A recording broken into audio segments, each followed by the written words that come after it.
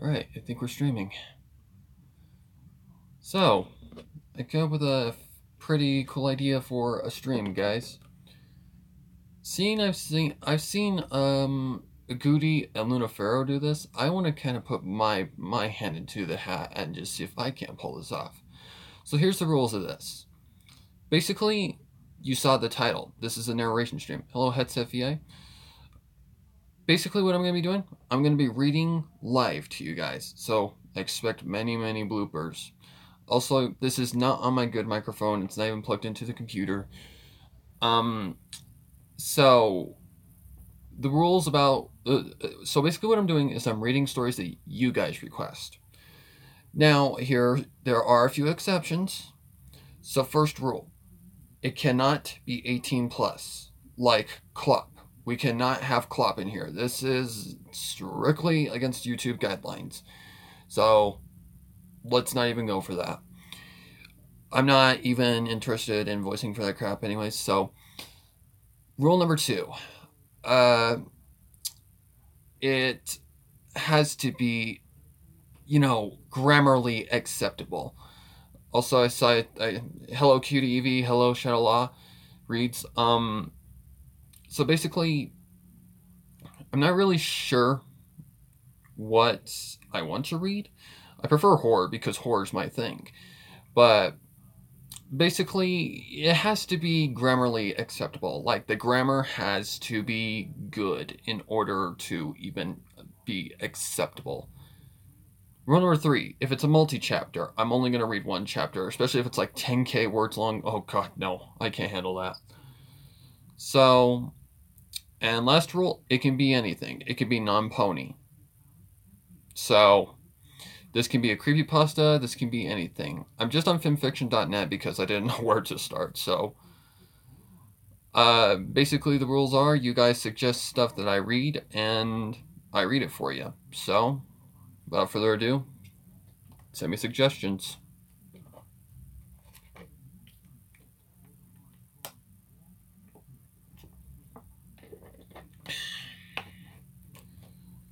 While we wait, how is everyone doing tonight? I'm doing pretty good. Went to see the dentist today to see if these things healed good, and it's healed. It's pretty much healed, and I can eat solid foods again. Yes!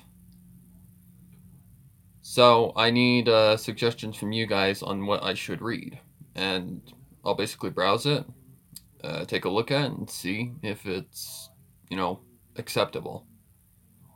So chat, I need your suggestions.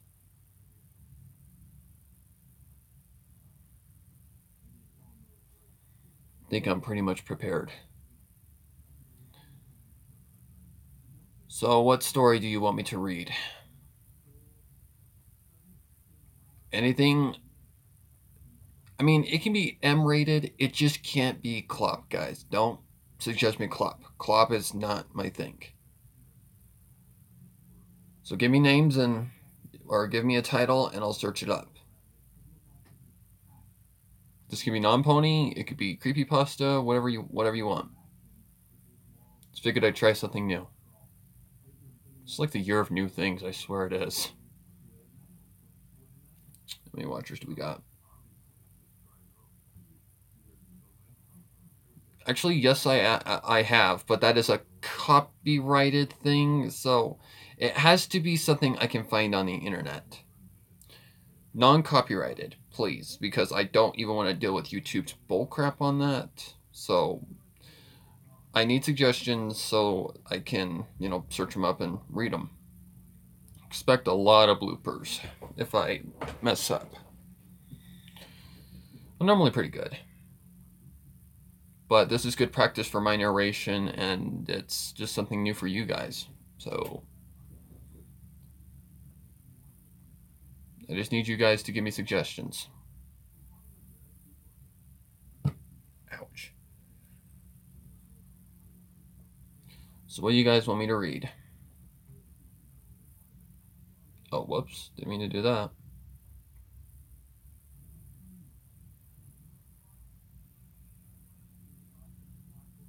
Oh, I just deleted something from my timeline. Nah, that's alright. I would say Smile Dog JPEG. I love that story. Okay, I know that's a creepypasta, so let me.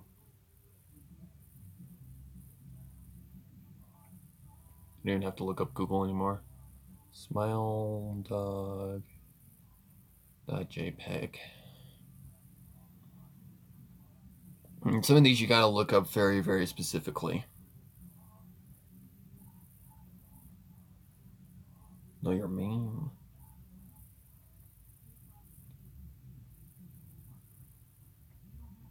Okay.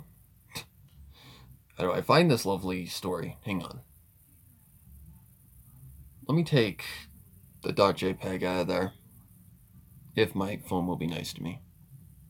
Smile Dog creepypasta.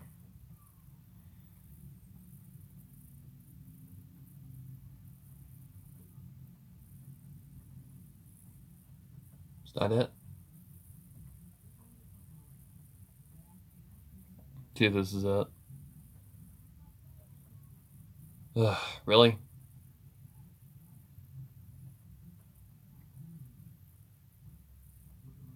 There's the pasta. Alright, let me move this up here. Alright, first live reading, take one.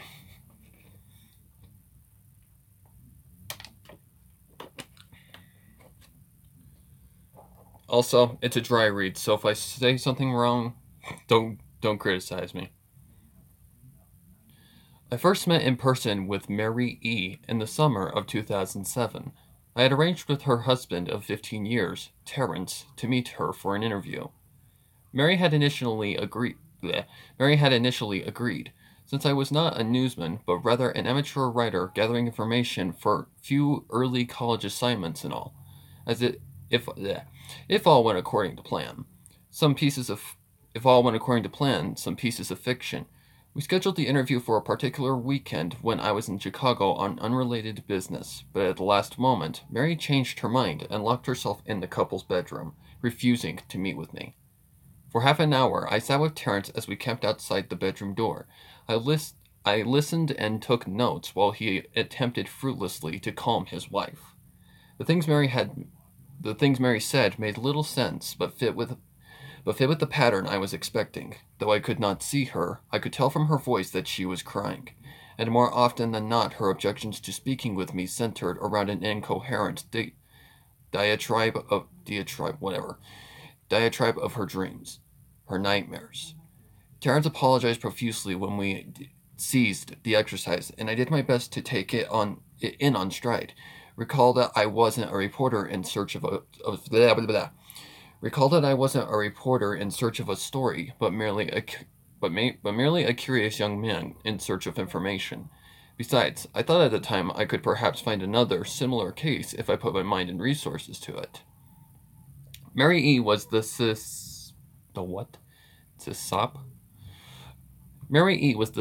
for a small Chicago-based bulletin board system in 1992 when she first encountered Smile.jpg, and her life changed forever. She and Terrence had been married for only about 5 months. Mary was one of an estimated 400 people who saw the image when it was posted as a hyperlink on the BBS. Stay away from those hyperlinks. Though she is the only one who has spoken openly about the experience. The rest have remained anonymous or are perhaps dead. In 2005, when I was only in 10th grade, Smile.jpg was first brought to my attention by a burgeoning interest in web-based phenomena. Mary was the most often cited victim of what is sometimes referred to as Smile.dog. The being Smile JPEG is reputed to display. What caught my interest, other than the obvious macabre elements of cyber legend and my proclivity toward such things, was the sheer lack of information, usually to the point that people don't believe it even exists other than as a rumor or a hoax. It is unique because though the entire phenomenon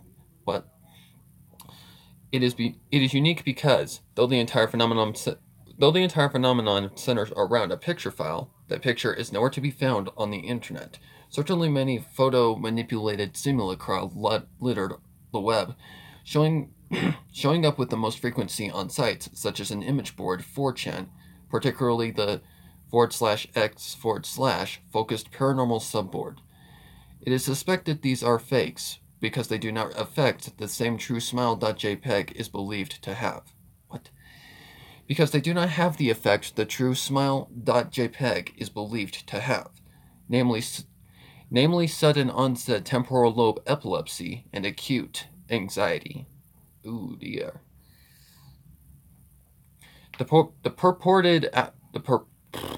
This purported reaction in the viewer is one of the reasons the phantom-like smile.jpg is regarded with such disdain, since it is patently absurd, though depending on whom you ask, the reluctance to acknowledge smile.jpg's existence might be just as much out of fear as it is out of disbelief. Neither smile.jpg nor smile.dog is mentioned anywhere on Wikipedia, though the website features articles on such other, perhaps more scandalous shock sites as that hello.jpg or Two Girls, One Cup. Oh no, I know what that is. Oh no! Any attempt to create a page pertaining to smile.jpg is similarly deleted by any of the encyclopedia's many admins. Encounters with smile.jpg are the stuff of internet legend. Mary E.'s story is not unique. There are unverified rumors of smile.jpg showing up in the early days of Usenet, and even one persistent tale that in 2002, a hacker flooded the forums of humor and satire website Something Awful with a deluge of smile.dog pictures, rendering almost half the forum's users at the time epileptic. It is also said that in the mid to late 90s that smile.jpg circulated. I need to wait for that to move out of the way. It's also said that in the mid to late 90s that smile.jpg circulated on Usenet and as an attachment of a chain email with the subject line, "Smile, God loves you." Yet despite the huge exposure these stunts would generate, there are very few people who admit to having encountered any of them, and no trace of the file or any link has ever been discovered. Those who claim to have seen smile.jpg often weakly joke that they were far too busy to save a copy of the picture to their hard drive. However, all alleged victims offer the same description of the photo: a dog-like creature, usually described as appearing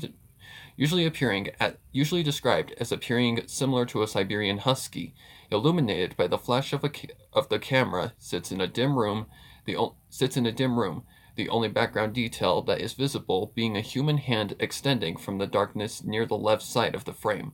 The hand is empty, but is usually described as beckoning, of course. Of course, most attention is given to the... I need that to move. Of course, most attention is given to... Also, hey Urban, how you doing? Of course, most attention is given to the dog, or dog creature, as some victims are more certain than others about what they claim to have seen. The muzzle of the beast is reputedly split in a wide grin, revealing 2 rows of very white, very straight, very sharp, very human-looking teeth. This is, of course, not a description given immediately after viewing the picture, but rather a recollection of the victims, who claim to have seen the picture endlessly repeated in their mind's eye during the time they are, in reality, having epileptic fits. These fits are reported to continue indeterminably. Oh my god. These fits are determined to continue indeterminably, often while the victims sleep, resulting in very vivid and disturbing nightmares. These may be treated with medication, though in some senses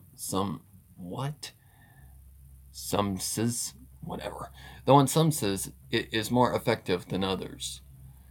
Mary E., I assumed, was not on effective medication. That was why, after my visit to her apartment in 2007, I sent out feelers to I sent out feelers to several folklore and urban legend-oriented news groups, websites, and mailing lists, hoping to find the name of the supposed victim of Smile.jpg, who felt more interested in talking about his experiences. For a time, nothing happened, and at length, I forgot completely about my pursuits, since I had begun my freshman year of college and was quite busy. Mary contacted me via email.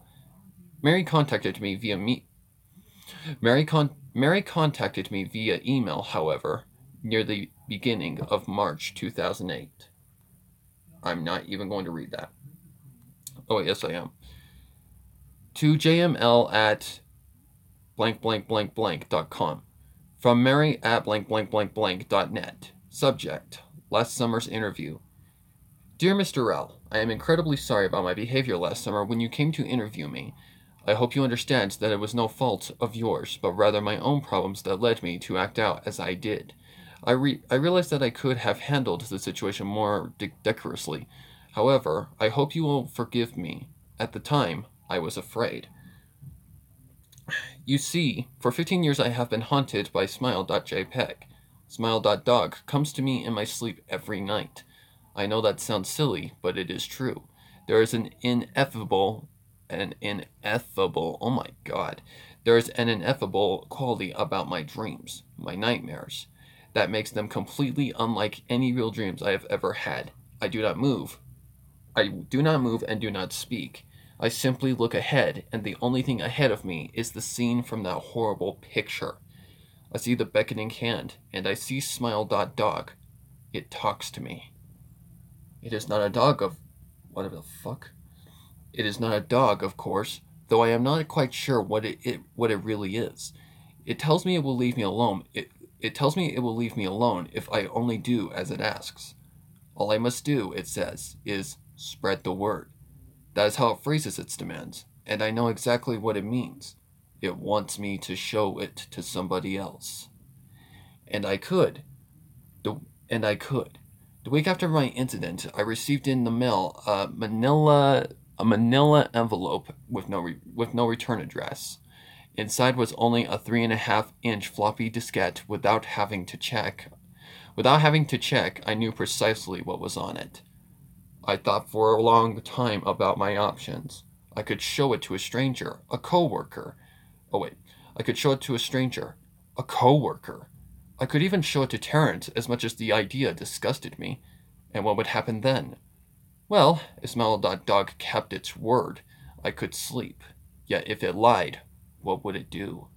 And who was to say something worse would not come for me if I did as the creature asked?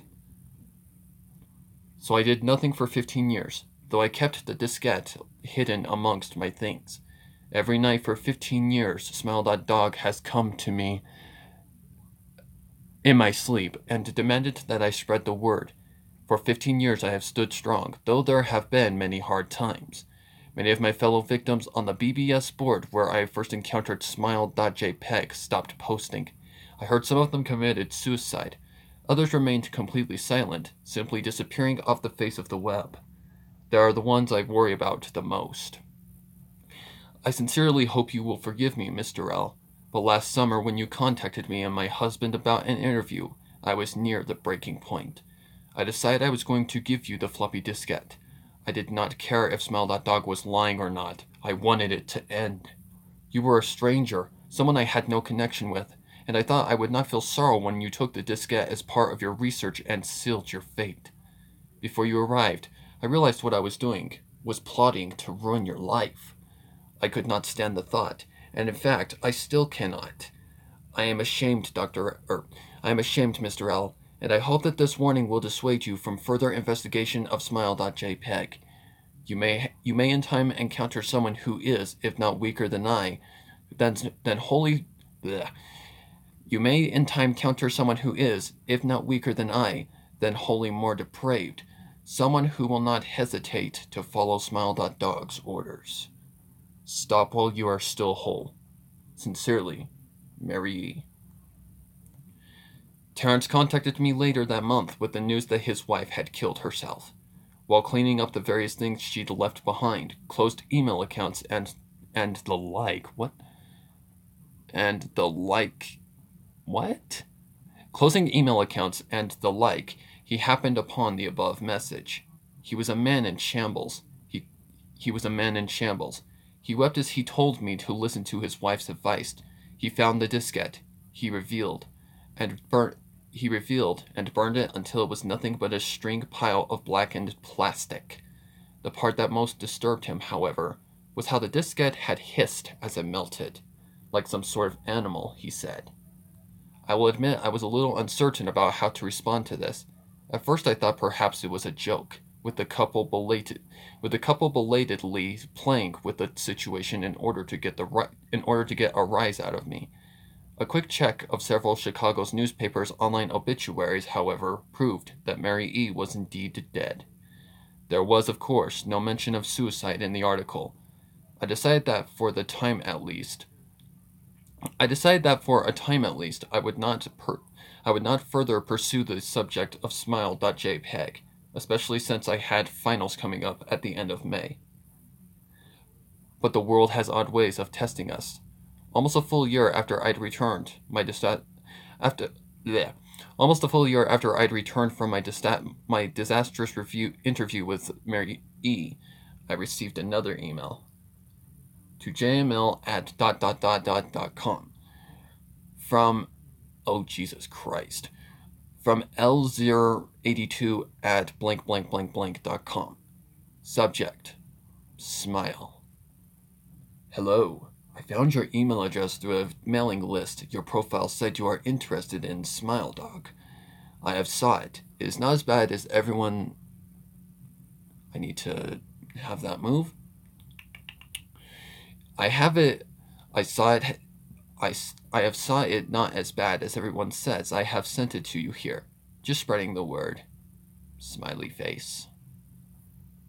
The final line chilled me to the bone. According to my email client, there was one file attachment called naturally smile.jpg. I considered downloading it for some time. It was most likely a fake, I imagined, and even if it weren't, I was never wholly convinced of smile.jpg's peculiar powers. Mary E.'s account had shaken me, yes, but she was probably mentally unbalanced anyway. After all, how could a simple image do what smile.jpg was said to accomplish? What sort of creature was it that could break one's mind with only the power of the eye? And if such things were patently absurd, then why did the legend exist at all? If I downloaded the image, if I looked at it, and if Mary turned out to be correct, if Smile.dog came to me in my dreams demanding I spread the word, what would I do? Would I live my life as Mary had, fighting against the urge to give in until I died? Or would I simply spread the word, eager to put it to rest? And if I chose the latter route, how could I do it? Whom would I burden in return? If I went through my earlier intention to write a short article about smile.jpg, I decided I could attach it as evidence, and anyone who read the article, anyone who took interested, would be affected. And even assuming that smile.jpg attached to the email was genuine, how could I be Would I be capricious? I have no idea. Would I be capricious enough to save myself in that manner? Could I spread the word? Yes. Yes, I could.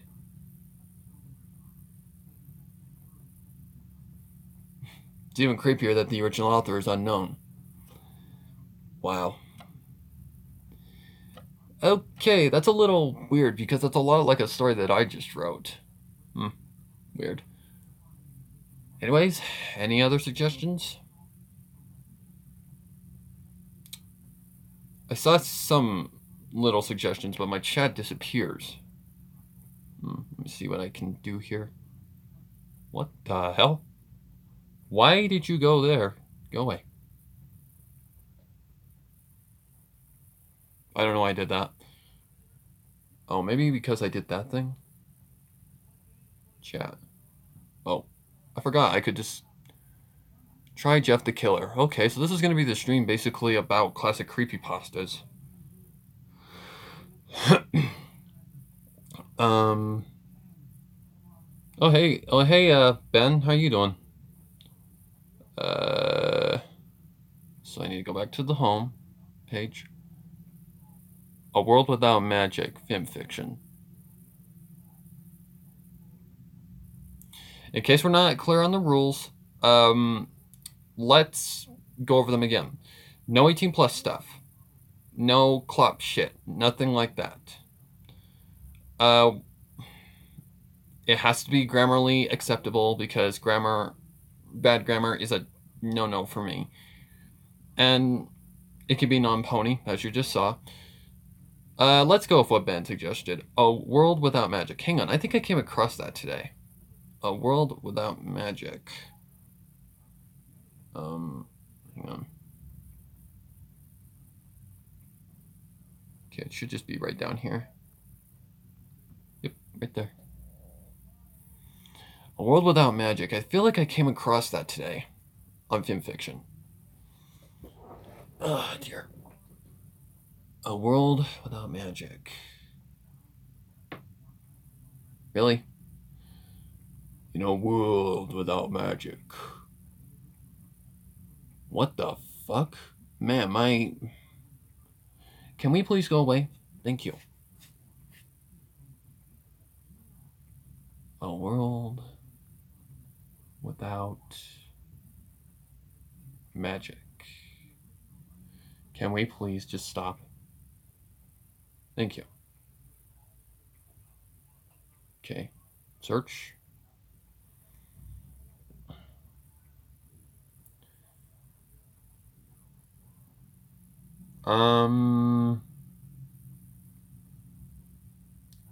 Did I spell it wrong? The heck? Arcanum, do you got a link? You got a link, I'll read it. I think it's not wanting to find it. Wait a minute, what do I got set to? Filter.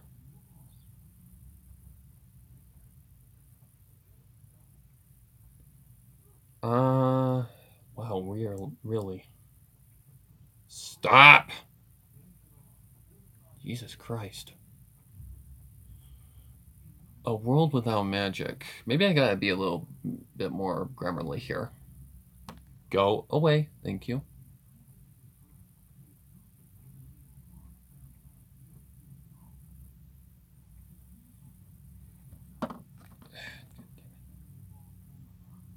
Can we please just freaking cooperate? Thank you.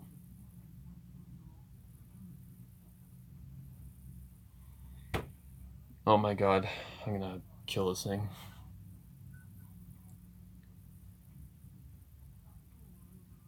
Let me try this. A world... Not that, you bitch. There we go. Without magic.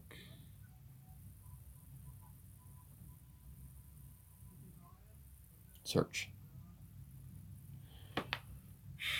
Really? Arcanum, you're gonna have to send me a link because I can't find it. Hopefully it hasn't been deleted. But I want to say I came across that today. I don't know if I actually did. So I saw Jeff the Killer. I'm gonna need a direct link.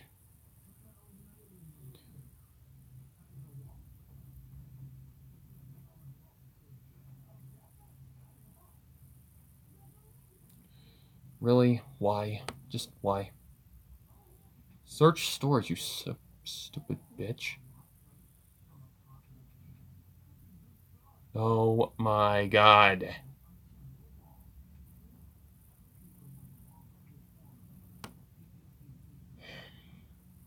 Please? Whoops. World without magic. Let me try this. Let me see if I might have typed in the wrong spot. Nope, I can't find it. Is it like a horror story?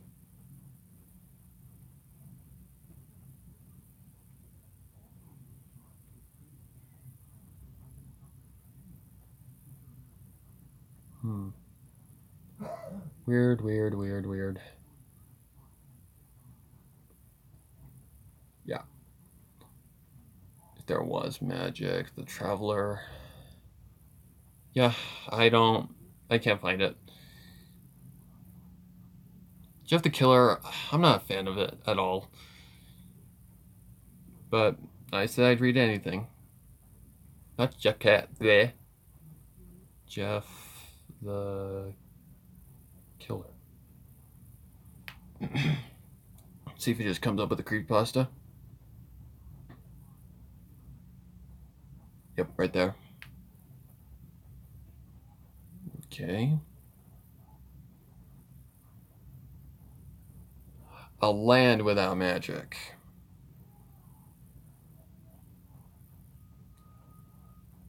Okay. Oh dear. Okay, from what perspective or which point of view is this? Okay, it's third person. I can do this. Okay, I just need some water.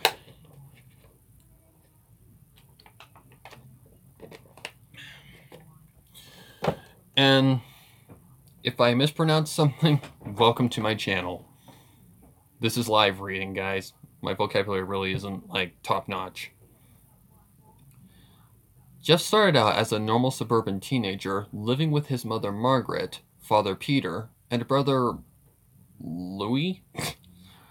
At some point in Jeff's life, when he reached the age of 13, he and his family moved into a new neighborhood after his father got a promotion. Jeff and his brother were happy about the idea. Not long after settling into the neighborhood, Jeff obtained an odd feeling in his mind, but did not think too much of it. A day later, Jeff and Louie went to a bus stop void of people. Wait, what? No, it says this is the pasta. It says this is the actual pasta. Okay, I'm already seeing some grammar issues big time. The perspective, like it starts in third person point of view, and now it's going to, like, present tense. Oh boy. Day later. Hang on.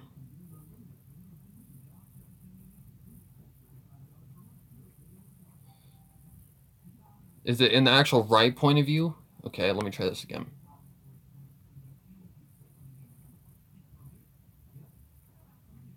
Is it just... Okay, there's the creepypasta. Let's see if this is correct.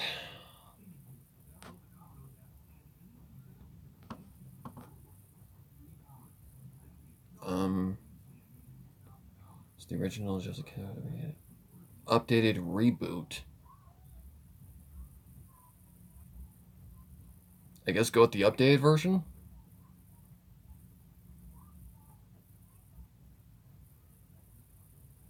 I don't know. I don't know if I trust links like that. God. No, we're here. 34 minutes. Whoa. This is gonna be a long one. Okay, credit for blah blah blah blah blah blah blah blah blah. Okay, this is gonna be a little tricky.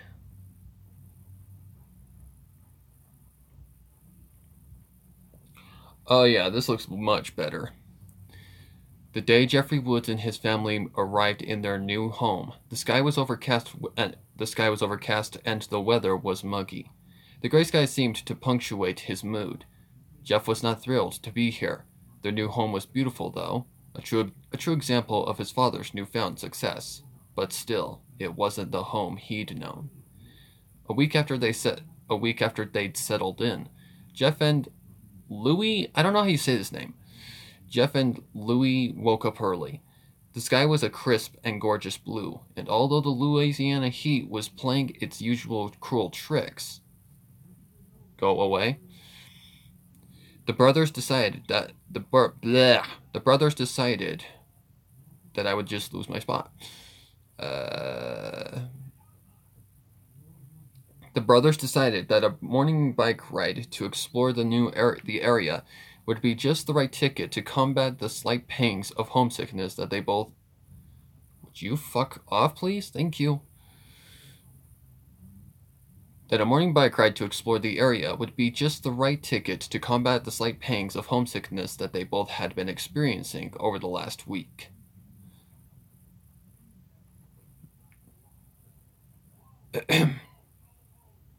You want the original. Alright. This one seems way much better written. Oy vey. Okay, so now I gotta talk like a reporter, I guess. Ominous... It really makes it hard with this thing. Hang on, let me see if I can't talk with this thing a little bit.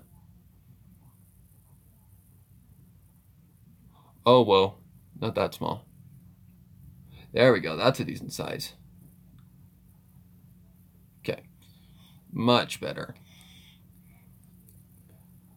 Ominous unknown killer is still at large. After weeks of unexplained murders, the ominous unknown killer is still on the rise. After little evidence has been found, a young boy states that he survived one of the killer's attacks and bravely tells his story. Fuck off. I hate ads, I swear. Fuck off. Whatever, guess we're sticking with the freaking thing at the bottom. After weeks of unexplained murders, the ominous unknown killer is still on the rise. Can we please just get past... Thank you. After little evidence has been found, a young boy states that he survived one of the killer's attacks and bravely tells his story.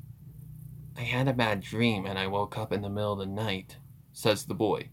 I saw that for some reason the window was open, even though I remember it being closed before I went to bed. I got up and shut it once more. Afterwards, I simply crawled under my covers and tried to get back to sleep. That's when I had a strange feeling, like someone was watching me. I looked up and nearly jumped out of my bed.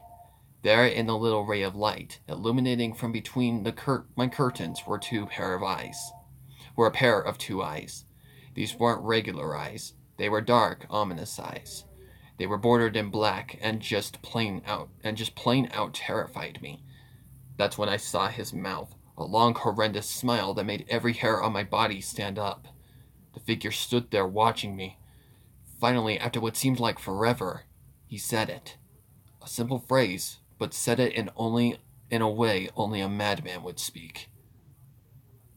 He said, "Go to sleep." I let out a scream. That's what sent him at me. He pulled up a knife, aiming at my heart. He jumped on top of my bed. I fought him back. I kicked, I punched, I rolled around, trying to knock him off of me. That's when my dad busted in. The man threw the knife. It went into my dad's shoulder. The man probably would have finished him off if one of the neighbors hadn't alerted the police. They drove into the parking lot and ran towards the door. The man turned and ran down the hallway. I heard a smash like glass breaking. As I came out of my room, I saw the window that was pointing towards the back of the house was broken. I looked out to see him vanish into the distance. I can tell you one thing. I will never forget that face, those cold, evil eyes, and that psychotic smile. They will never leave my head. Police are still on the look for this man. If you see anyone that fits the description of this story, please contact your local police department. Jeff and his family had just moved into a new neighborhood. His dad had gotten a promotion at work, and they thought it would be best to live in one of those fancy neighborhoods. Jeff and his brother Louie couldn't complain though. A new, better house, what was not to love? As they were getting unpacked, one of their neighbors came by. "Hello," she said. "I'm Barbara. I live across the street from you. Well, I just wanted to introduce myself and to introduce my son." She turns around and calls her son over. "Billy, these are our new neighbors." Billy said hi and ran back to play in his yard. "Well," said Jeff's mom, "I'm Margaret, and this is my husband Peter, and my two sons Jeff and Louie." They each introduced themselves, and then Barbara invited them to her son's birthday. See? Very fast-paced right there. Jeff and his brother were about to object when their mother said that they would love to. When Jeff and his family were done unpacking, Jeff went up to his room. uh, okay, so this is Jeff talking. Mom, why would you invite us to some kid's party? If you haven't noticed, I'm not some dumb kid. Jeff, said his mother, we just moved here. We should show that we want to spend time with our neighbors. Now we're going to that party, and that's final. Jeff started to talk, but stopped himself, knowing that he couldn't do anything. Whenever his mom said something, it was final. He walked up to his room and plopped down on his bed. He sat there looking at his ceiling when suddenly he got a weird feeling. Not so much pain, but a weird feeling. He dismissed it as some random feeling. He heard his mother call him down to get his stuff, and he walked down to get it. The next day, Jeff walked downstairs to get breakfast and got ready for school. As he sat there, eating his breakfast, he once again got that feeling. This time it was stronger. It gave him a slight tugging pain, but he once again dismissed it. As he and Louie finished breakfast, they walked down to the bus stop. They sat there waiting for the bus, and then, all of a sudden, some kid in a skateboard jumped over them, only inches above their laps. They both jumped back in surprise. Hey, what the hell? The kid landed and turned back to them. He kicked his skateboard up and caught it with his hands. The kid seemed to be about 12, 1 year younger than Jeff. He wore an Aeropostale shirt and ripped blue jeans. Well, it looks like we got some new meat. Suddenly, 2 other kids appeared. One was super skinny and the other was huge. Well, since you're new here, I'd like to introduce ourselves. Over there is Keith. Not Keith. Jeff and Louie looked over to the skinny kid. He had a dopey face, he had a dopey face that you would expect a sidekick to have. And he's Troy. They looked over at the fat kid. Talk about a tub of lard. This kid looks like he hadn't exercised since he was crawling. And I, said the first kid, am Randy. Now, for all the kids in this neighborhood, there is a small price for bus fare, if you catch my drift. Louis stood up, ready to punch the lights out of the kid's eyes, when one of his friends pulled a knife on him. Tisk, tisk, tisk. I had hoped you would be more cooperative, but it looks like we must do this the hard way. The kid walked up to Louis and took his wallet out of his pocket. Jeff got that feeling again. Now it was truly strong. A burning sensation. Ha! See what you did there, Story. He stood up, but Louis gestured him to sit down. Jeff ignored him and walked up to the kid. Listen here, you little punk. Give back my bro's wallet or else. Randy put the wallet in his pocket and pulled out his own knife. Oh, and what will you do? Just as he finished the sentence, Jeff popped the kid in the nose. As Randy reached for his face, Jeff grabbed the kid's wrist and broke it. Randy screamed and Jeff grabbed the knife from his hand.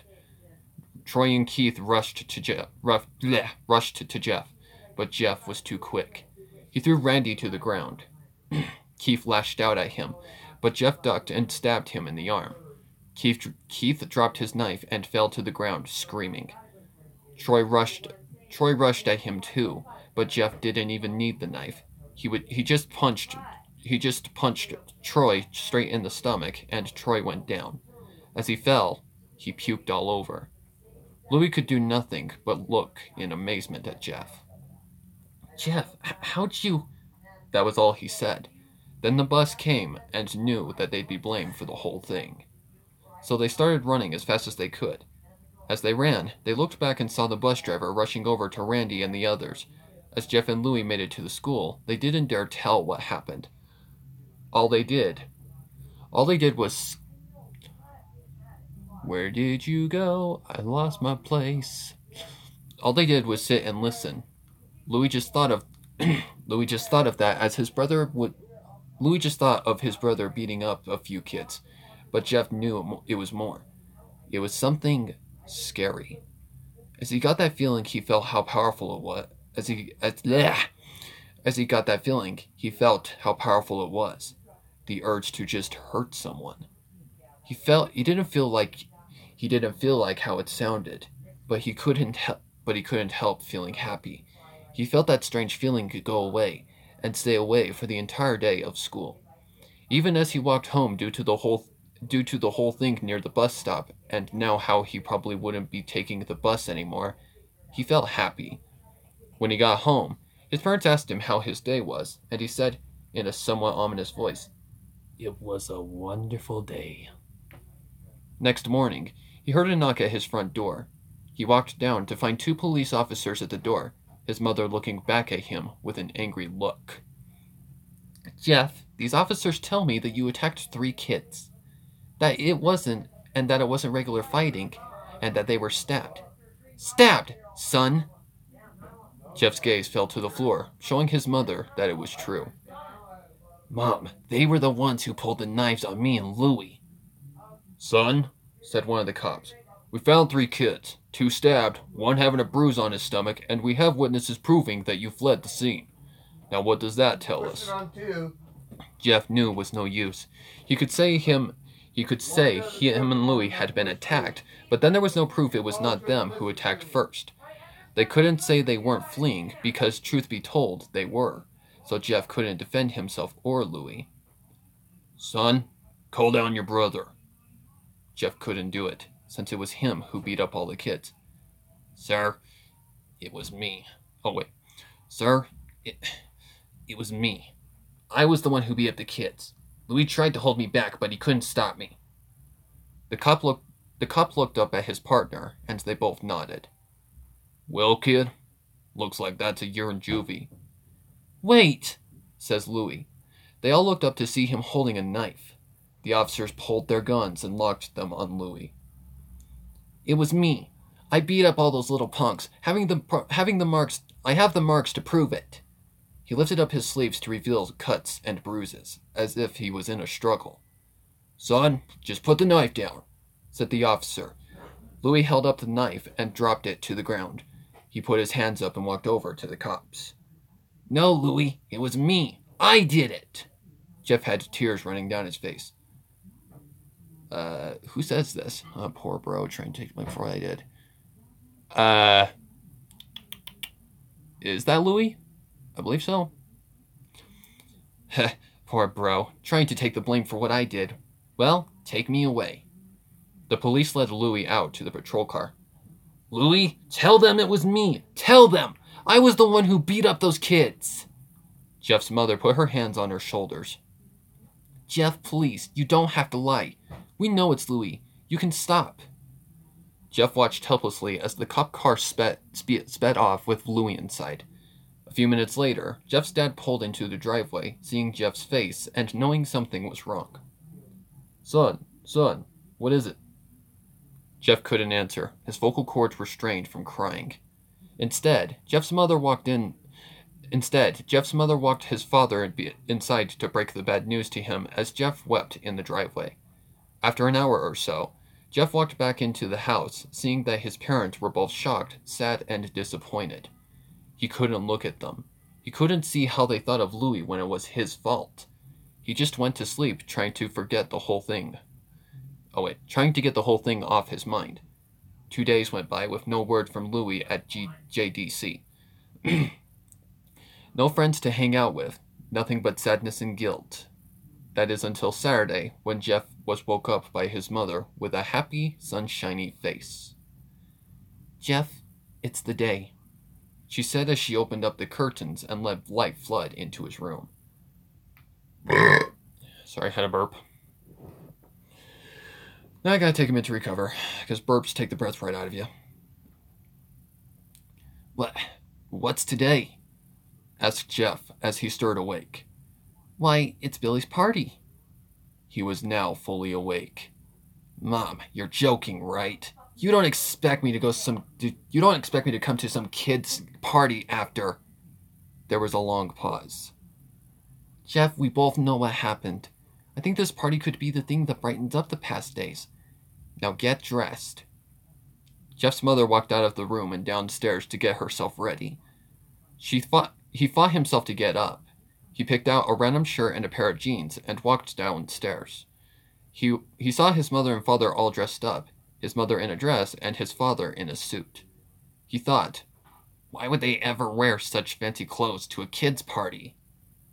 Son, is that all you're going to wear? Oh, wait, hang on. Son, is that all you're going to wear? Said Jeff's mom. Better than wearing too much, he said.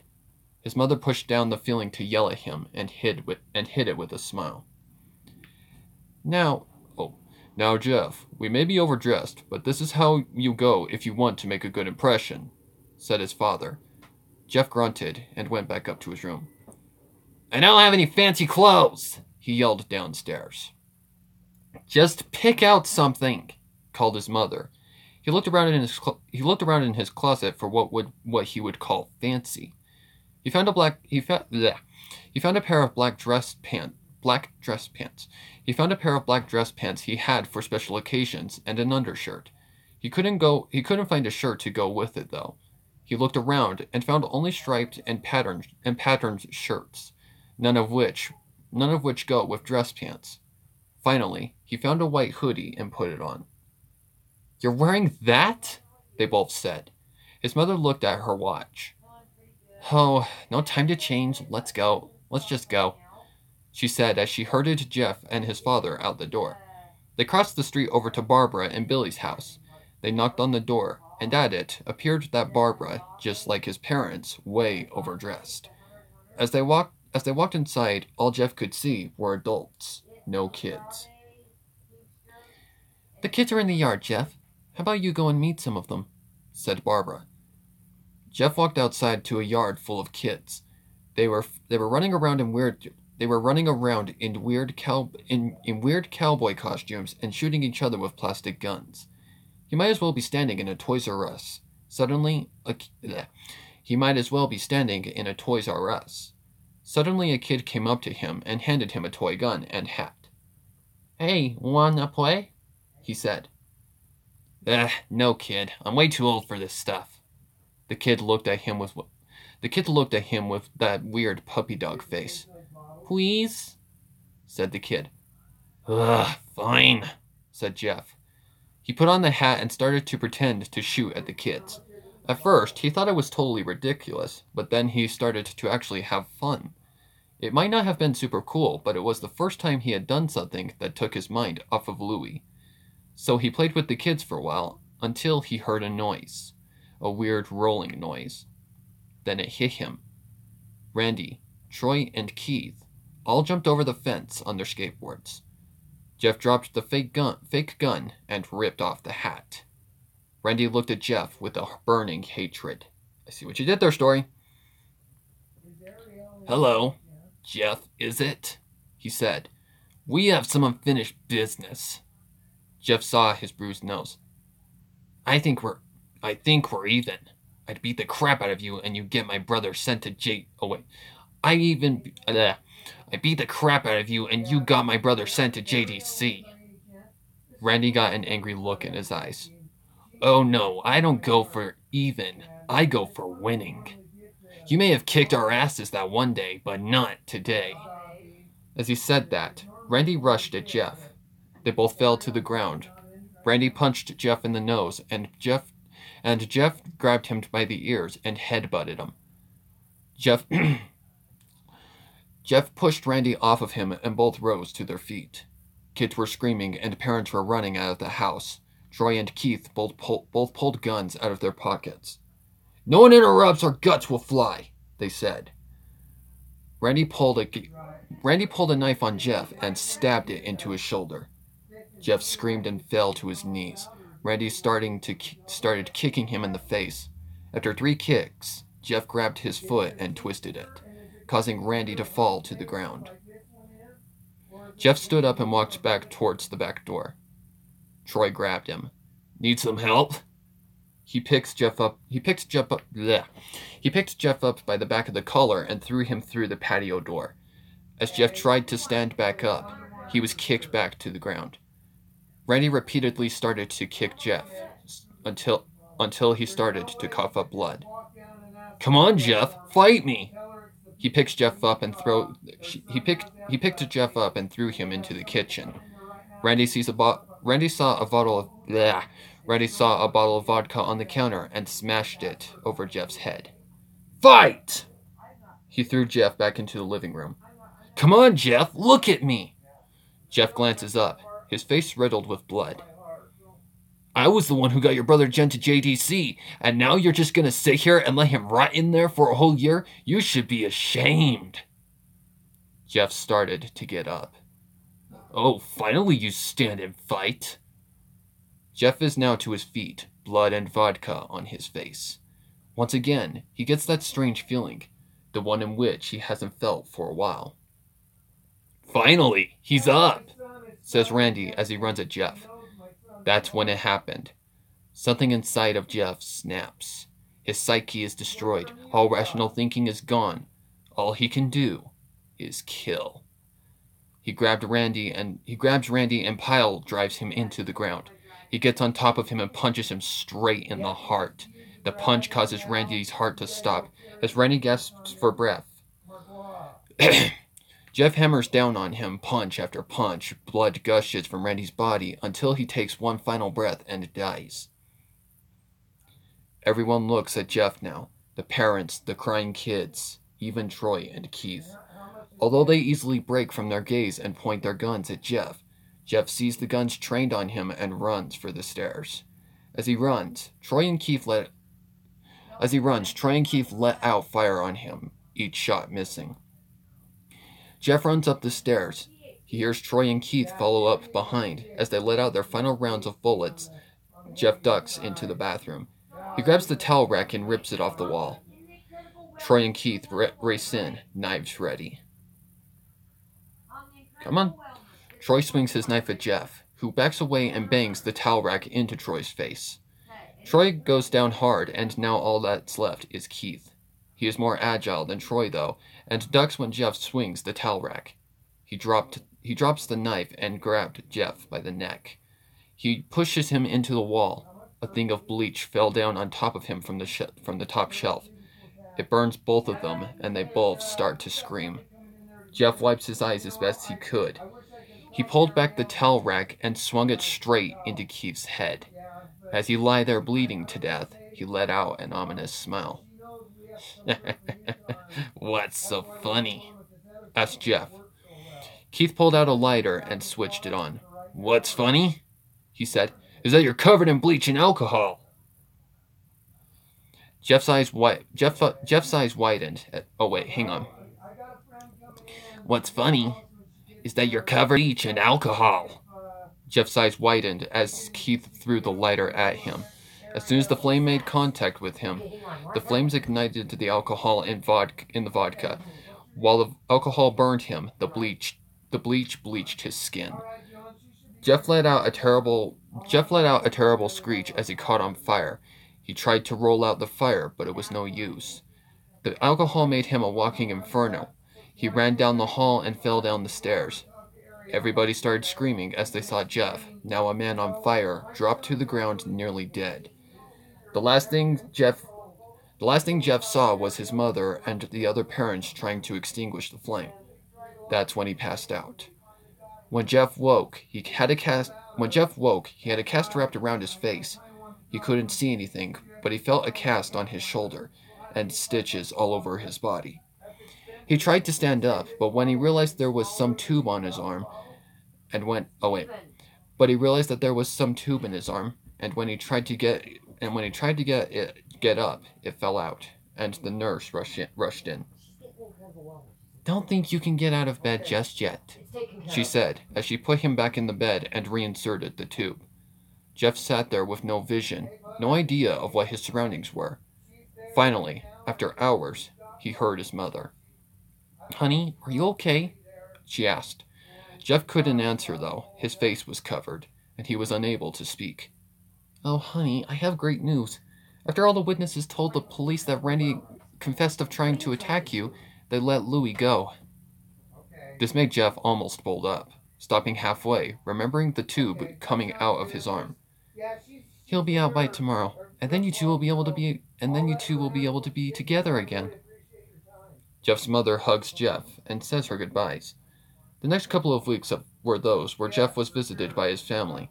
Then came the day where his bandages were to be removed. His family were all there to see it, what he would look like. As the doctors unwrapped the bandages from Jeff's face, everyone was on the edge of their seats. They waited until the last bandage holding the cover over his face was almost removed.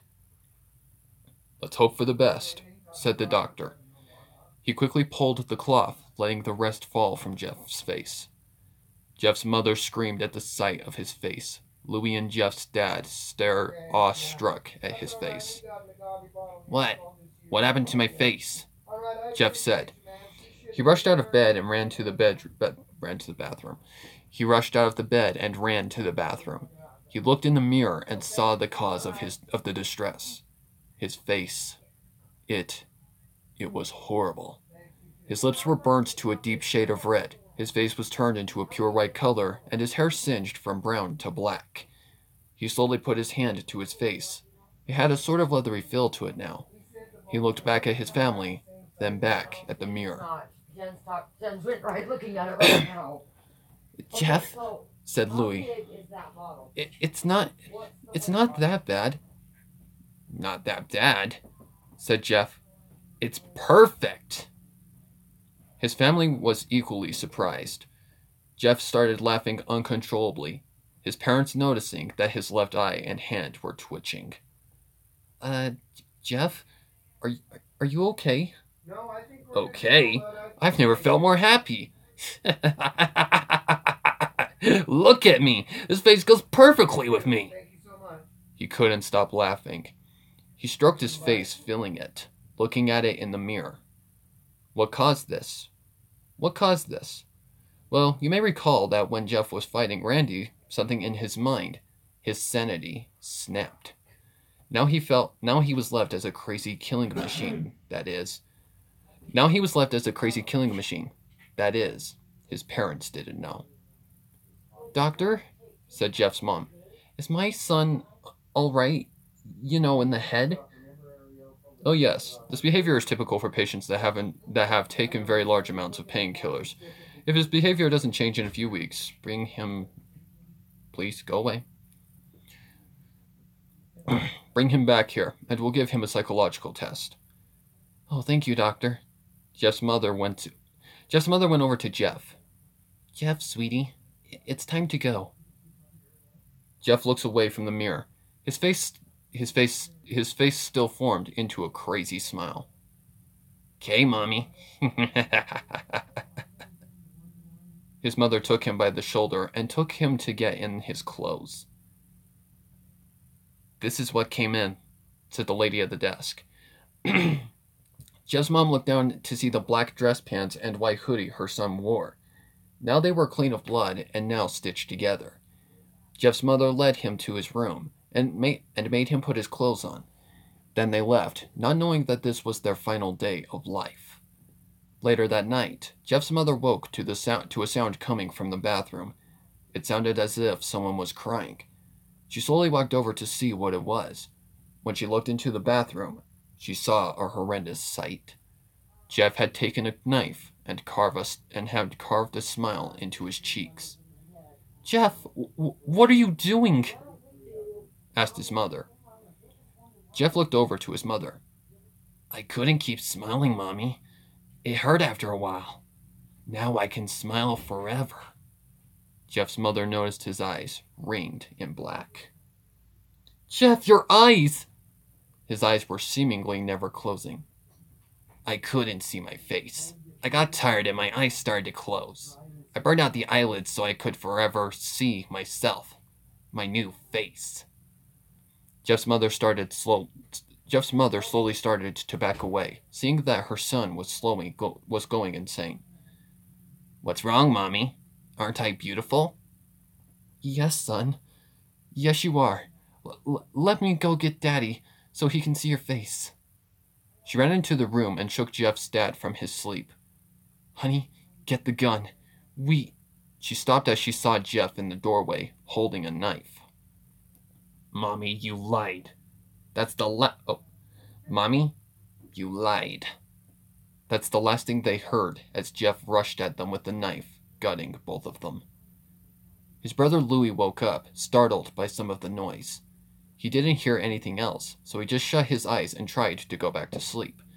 As he was on the border of slumber, he got the strangest feeling that someone was watching him. He looked up before Jeff's hand covered his mouth. He slowly raised the knife, ready to plunge it into Louis. Louis thrashed Louis thrashed here and there, trying to escape Jeff's grip. Shh, Jeff said. Just go to sleep. Wasn't as bad as I thought it was going to be. Not even close. I mean, I've heard many critiques around that story. Okay, what was the name of that one? A land...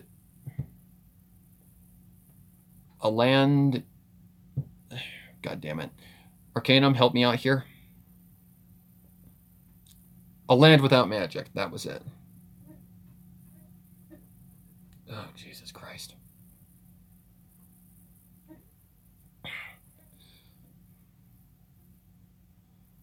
Come on.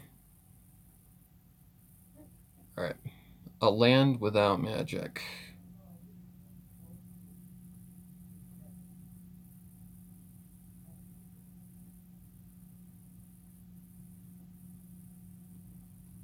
Save.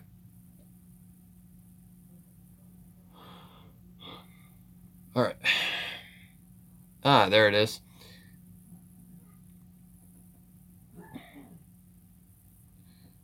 Oh, it's your story. Oh, that's cool. Okay, how many words? 2.8K. That's not bad. That is not bad at all. It's got good views. Or good views. What the fuck? It's got good ratings.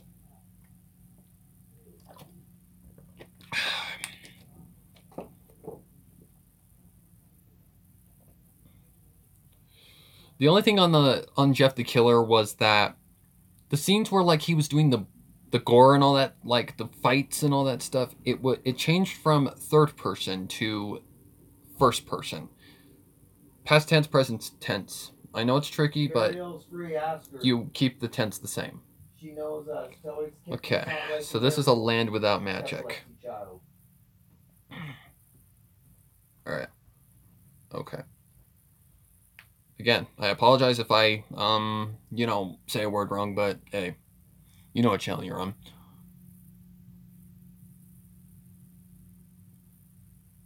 Alright. Gray. That was all that could be seen. Thick gray clouds covered the sky, choking out all the light from Celestia's sun. The land was nothing but gray stone covered with black ash like the mouth of a hellish volcano. No plants, no animals, no life, no magic. Only a deathly silence, a herald that chilled the bones of the 7 equestrians as they stepped through the portal into the Forgotten Land. What happened here? Fluttershy asked, wrapping her green jacket tighter around herself as a cold breeze washed over her. Wait a minute, is this Ikuchi? I honestly don't know. I'm going to find out here in a second. No pony knows. Oh. No pony knows. Twilight sighed, taking in the dead landscape with sad eyes. According to legend, this used to be a bountiful paradise, rivaling only modern Equestria in magical and technological advancements. Then one day, all the magic in the land started to die. The creatures living here slowly started to fade away until nothing was left. The end result is what we're looking at right now. As she said that, she turned to face her nervous friends, each seemingly ready for a ghost to appear. After what happened with Cozy Glow, I'm afraid that the same thing could happen to Equestria. So to prevent that, we are going to figure out what happened here. Fluttershy and Starlight are going to come with me to the north. AJ, you and Pinky go. You go with Pinky to the east, and Rainbow and Rarity will go west. After an hour has passed, return to the portal and we'll relay what we have learned. Understood? Grimly, everyone nodded. Every pony. I don't know if this is... I didn't look at the tags. Shit. I think that this is EQG, though. Grimly, everyone nodded. Good. She nodded. then turned towards the north. Starlight. I've never done Starlight, have I? You sure it's a good idea to split up? Starlight asked, unnerved by her friend's cold attitude as she walked. She nodded, then with a sad smile said, "It should be fine. The dead can't hurt ponies." Excuse me. Rarity took in her surroundings with a somber frown, not sure what it was she was supposed to be looking for as she walked through the barren wasteland. She couldn't help it. Everything just seemed so dead to her. It was unnerving, but also peaceful in a morbid sort of way. Cold empty wind scattered pitch-black ash like grains of umbral sand across the landscape, filling all who saw them with a sense of futility. It was like staring through the gates to the land of the dead, an apt description of all things considered. Clear back here. Who's talking here? I actually don't know. Sat there. He sat Rarity? there talking to other people. Yeah, it's gotta be Rarity.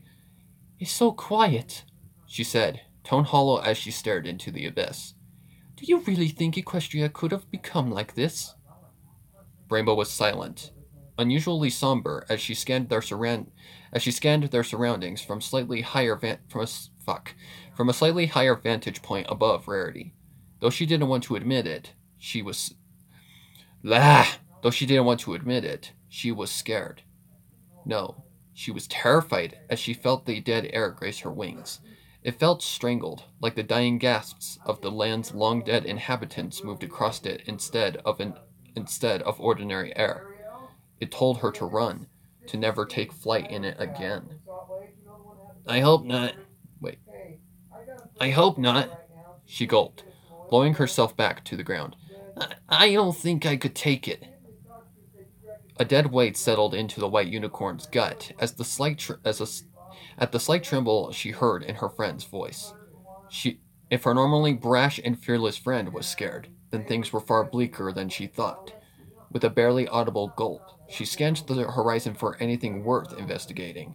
She was rewarded for her trouble as she spotted a black mass about 50 feet away from them.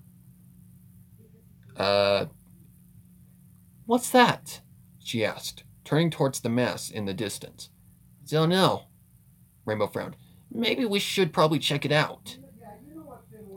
Nodding, Rarity walked towards the mass, Rainbow guarding her flank as they slowly closed in on it. After half an hour of total silence, they reached the mass. What they saw filled them with What they saw filled them with morbid fascination. It was a forest, or what was left of one at least. Tall black trees reached for the skyline like giant burnt matchsticks, limbs barren of leaves or any other forms of foliage.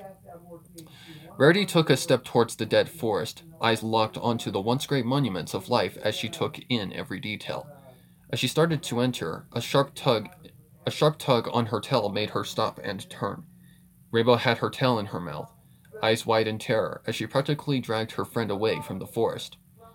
Rainbow, what? No. Rainbow, what? No, Rarity! Rainbow yelled around her friend's tail. Oh, hang on. No, Rarity! Rainbow yelled around her friend's tail, still pulling her with everything she had. There's something seriously not right about this place. What do you mean? She asked, taking several voluntary steps away from the forest borders. Fuck. I don't know. She shivered, staring at the dead tree line like it was a coiled snake. But something tells me if we go in there, we won't come out. Slowly, she looked back and forth between the forest and her friend, then nodded. Very well. If you think it's too dangerous, then we shall leave it be. Thanks, Rarity, she sighed. With a smile, she once again led the charge as they walked away from the deadwood forest. Once they stepped out of sight, a breeze passed through the trees. Slowly, they began to crumble into dust, filling the air with a black ash as the forest vanished in a cloud of ebony. Are you with her? Pinky and Applejack walked in total silence, neither sure what to make of what they discovered. Neither sure of what to make of what they discovered. Was it cruelly irony that two farmers found themselves on a dead farm? It wasn't just a farm they had found, of course, as the shadows of an of the sh- ugh, as the shadows of an as the shadows of an oh my god, an abandoned town could be seen in the distance as they walked. The oppressive emptiness around them felt like a suffocating tomb that drained the life out of them. Neither of them were willing to break the silence out of respect for those no longer among them, but were desperate for some sign of life to help them retain their sanity. Even Pinky's seemingly unbreakable cheer had died when they stepped onto the farmland, her mane and tail limp and lifeless as her eyes drank in their surroundings. Oh Jesus Christ! I've got to do Pinkie Pie. Uh, this is almost like back home. Yeah, that would definitely be Pinkie Pie. This is almost like back home. Applejack flinched at the sudden break in silence as she turned her head towards her friend. Only? She continued. Oh wait. Only, she continued, tone as bleak as her surroundings. The ground the ground isn't this empty. It was gray and lonely, but the earth always had a pulse, a heartbeat, something something to help us make the rocks move. But here, I know what you mean. Applejack sighed somberly. It's like I'm walking on sheet metal and still trying to grow a tree. It just don't feel right. Pinky nodded and stopped. At some point, the two had managed to wander across the farm's main house. The wooden structure was battered and cracked, but still stable. Whether that was a product of brilliant craftsmanship or dumb luck was a mystery that neither pony was willing to devote their time to for very long as they entered. The interior didn't fare any better than the exterior as gray and battered walls and furniture greeted them. Everything looked as if nature and time meticulously took its time on the building, like a sadistic predator picking apart their prey, starting with the least vital pieces before going for the kill. As they explored, they took some comfort in the familiar sound of hooves on as they explored, they took some comfort in the familiar sound of hooves on hard wood as they walked. It was a welcome change from the gentle whistle of the wind and harsh grind of hoof on stone. It was a better alternative to the cold silence that threatened to crush them. When Pinky stopped in front of an open door, dread ran down Applejack's back. The heartbreak she saw on her face as she approached her felt like a knife to the gut, and when she looked inside the room herself, that knife was twisted into slow intervals. It was a children's room. It was a children's room filled with toys and childish drawings of things that were a normal part of youth. All of it had been damaged by the ravages of time and what could be called nature in this dead world. Stuffed animals lied scattered across the floor, stuffing falling out of gaping holes like the entrails of a recent kill. The the pictures clung to the walls by the flimsiest. The pictures clung to the walls by the flimsiest of tape. Be right back.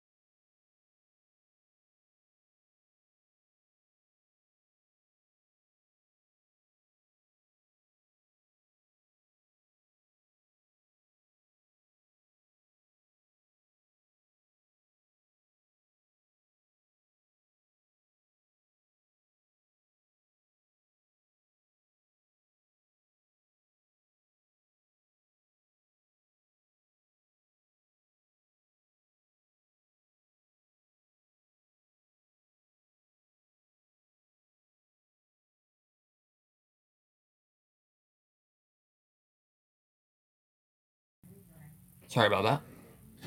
Okay, where was I? Not really sure. Okay, I know where I am. The pictures clung to the walls by the flimsiest of tape, their paper bodies yellowed with age and neglect as their art was all but faded away. But what brought tears to the mayor's eyes was what stood at the heart of the room, a crib. Like a monument to everything lost in the world, it stood with tattered sheets and rotted wood against the passages of time by a will of its own, by a will all its own. It reminded them of the dead land they treaded through, used to have bleh. It reminded them that the dead land that oh my god! It reminded them that the dead land they treaded through used to have life, and not all of it was gone, and not all of it was long. Gone? What? Let's get, Applejack said, tone somber as she turned and walked away from the sight. Pinky nodded, but before she left, what? But before she left, she entered the room, reached into her mane, and took out a cupcake, and gently placed it into the crib. For however many birthdays you had, she said, a sad smile making it past her tears. With that, she left the room. Again, the room fell into its familiar silence. No. Again, the room fell into its familiar silence. Then the wet smack filled the air as a portion of it offered treat vanished.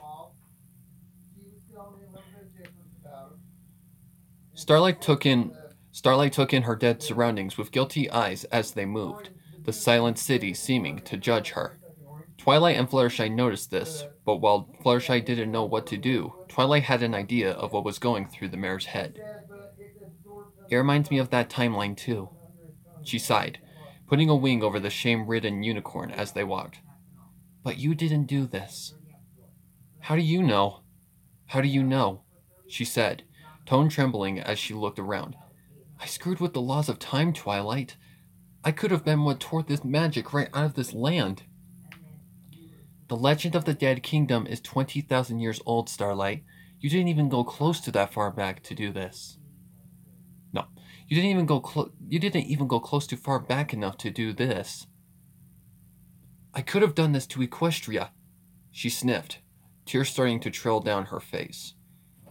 Twilight held her close, doing what she could to ease the mare's pain as they moved. Suddenly, a set of yellow feathers joined Lavender as Fluttershy took the side opposite Twilight and added her own wing to the embrace. Starlight smiled and eased into the warmth the two wings offered as they navigated the empty city streets. Twilight could tell from the Grandiose? Twilight could tell from the grandiose structure of the ruins they passed. Twilight could tell from the grandiose structure of the ruins they passed that this was not just a simple city. After all her years living in Canterlot, it was easy for her. Oh my God! After all her years living in Canterlot, it was easy for her to identify a capital city. As she walked, she kept her eyes peeled for any building that looked like it would house a form of central government, all the while distancing herself from the devastation that surrounded her. It was only thanks to Fluttershy that both her and her former student were able to stay stable. When it looked like they were going to fall to the gloom that surrounded them, the yellow Pegasus would give them a comforting wing and a gentle smile. A simple act, but one that distracted them from the perpetual fear that seemed to rise from the ground like smoke from a flame. Suddenly, a wave of grim nostalgia came over her as a sight in the distance caught her attention. The tall remains of a castle on a hill just outside the city's border. With a gentle nudge, she gestured towards the ruin with a nod with trepidation in their eyes as they nodded. Even though they couldn't stand to be in this dead land any longer than they needed to, they still wanted to know what happened to the creatures, and what better place to get some answers than the land's royal library. Fuck! And what better place to get some answers than the land's royal library? Still held close together, they moved towards the abandoned castle ruin, hope for answers slowly dwindling as they approached. When they were a foot away from the ruin, it finally died as they took in what stood before them. What they thought was a vast castle wasn't actually a castle's protective outer wall. What they thought was a vast castle wasn't actually a castle's protective outer wall. Its moat and drawbridge rendered useless by the passage of time and whatever fate befell the kingdom. The moat was filled with black ash, while the bridge was broken and rotted to oblivion. What they thought was the castle's main towers were nothing more than guard towers built into the crumbling castle defenses, but that held little interest for the three mayors. What did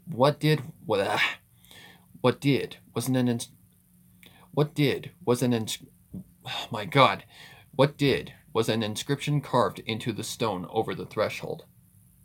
Beware the Beware the basilisk's breath, for it turns the hardest stone to ash. Beware the basilisk's gaze, for it stops the heart of those who meet its yellow light. Reference to Harry Potter? Beware the basilisk's blood, for it takes life crueler than the most wicked of poisons. All hail the basilisk king, the king of destruction, the king of the end. The three mayors stared at the ominous message with wide eyes, dread filling their hearts as they stared into the open threshold. Trembling, Twilight took a step towards the ruined castle gates, her friends in much the same state as they followed. When they stepped through, they were greeted by a new dreary sight. Remnants of walls and hallways dotted the gray landscape, along with fragments of a long-lost valued ceiling. Its absence giving them a perfect view of the dark gray sky above them. At its heart, they saw a huge black and gray circular mass, like an altar. Curious, they approached it, each holding themselves close with a wing for comfort. What they saw chilled them to the bone. Bodies. Countless reptilian bodies trapped in... I can't see. Bodies. Countless reptilian bodies trapped in cold gray stone lied curled under sleeping cats before a polished throne of pitch black's onyx. Each of them resembled a teenage dragon, at least in terms of size and general shape. Their bodies were more sleek and serpentine, with their folded spikes starting on the crowns of their heads that went down their spines and terminated at the end of their tails. They all held peaceful expressions, like they could wake up at any moment from the sweetest of dreams. But the ponies knew that would never happen, and the knowledge tore them apart inside. What sat on the throne, however, turned that sorrow into pure dread. You go down. He was a creature, much like the one sleeping at its throne, only much larger and more muscular. If it sat upright, it would have been the same height as Princess Celestia. Instead, the creature sat with a defeated wilt, its dragonic face pointed at the ground as if in prayer or shame. Its scales were a brilliant marble gray and looked as dense as plate mail as the ever-present color breezes cold breezes around them washed black ash across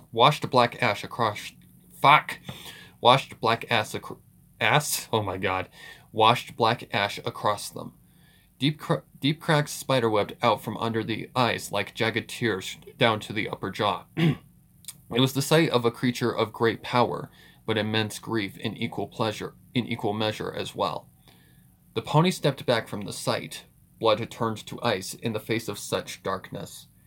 Fluttershy was the first to break, as she ran away from the creature with terrified eyes drenched with tears. Twilight saw her and ran to catch up with her.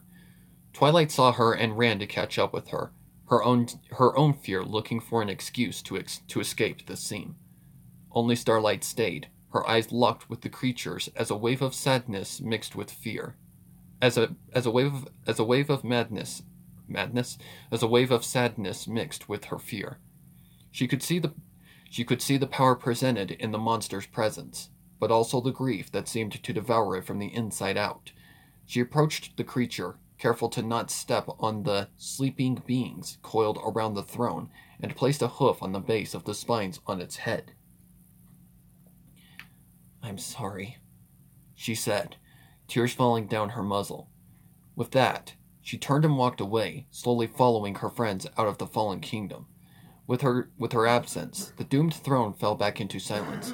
Then a dull snap broke the din, the sound of stiffened joints finally being put to use for the first time in years. All the while, the grave creature raised its head and opened its golden eyes. With a dull hiss, it opened its mouth to release a black haze. It opened its mouth to release a black haze as it rose to its full stature. With a dull roar of a yawn, it filled the air with a series of snaps as its long slept body awakened. With saddened eyes, the creature beheld its fallen people, the cracks under its eyes seeming to deepen as it stared. With a pained grunt, it tore its eyes away from the sight and scanned its surroundings.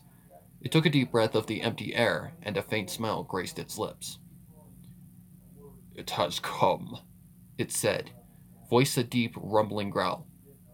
"Finally, magic has come to this kingdom of sticks." That ending, I don't understand the ending. That's kind of weird, but very interesting story. Very well written, very well done. That was a lot of fun, even though I kept fucking messing up like a bitch. So I saw another one. Before I started, I saw that someone basically I've seen this one multiple times. So I just need to go to genres, horror, and it should be like one of the top ones. Really, you bitch? Really, you bitch? That one. Recording. I don't know how. Recording 0? I don't know. I have heard of this one. I think Lost did a reading on it. I'm not sure if that's true or not. But yeah, I have seen this one before. Jesus. 1.9k words. That ain't too bad. Well, you suggested it, so I'll read it. Ouch.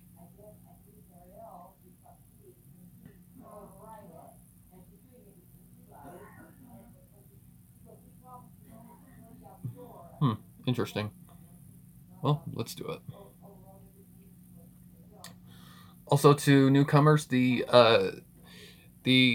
subject of this stream is you suggest stories. It can be anything minus clop, non-pony, pony, and it has to be grammarly acceptable. So that means it has to have good grammar. Yeah, I'll read it. How many watchers do we got? 5? Damn, we're doing good. All right. Static fills the screen. Static fills the screen. An image of trees only barely visible through the scrambled mess. Whoever was using the camera... Thank you for the donation, Zachary. I can't read your message fully. I will be sure to look at that. But thank you for the donation, really. Thank you. I couldn't read your message all the way, but thank you. Alright. Whoever was using the camera at the time seems to have been filming the local wildlife, as there are brief glimpses of birds and squirrels among the noise. A moment of discoloration stands out among the distorted images as the motion behind the static stops for a moment. Soon the scene changes. The section of the film is degraded. Jane the Killer may as well all things considered.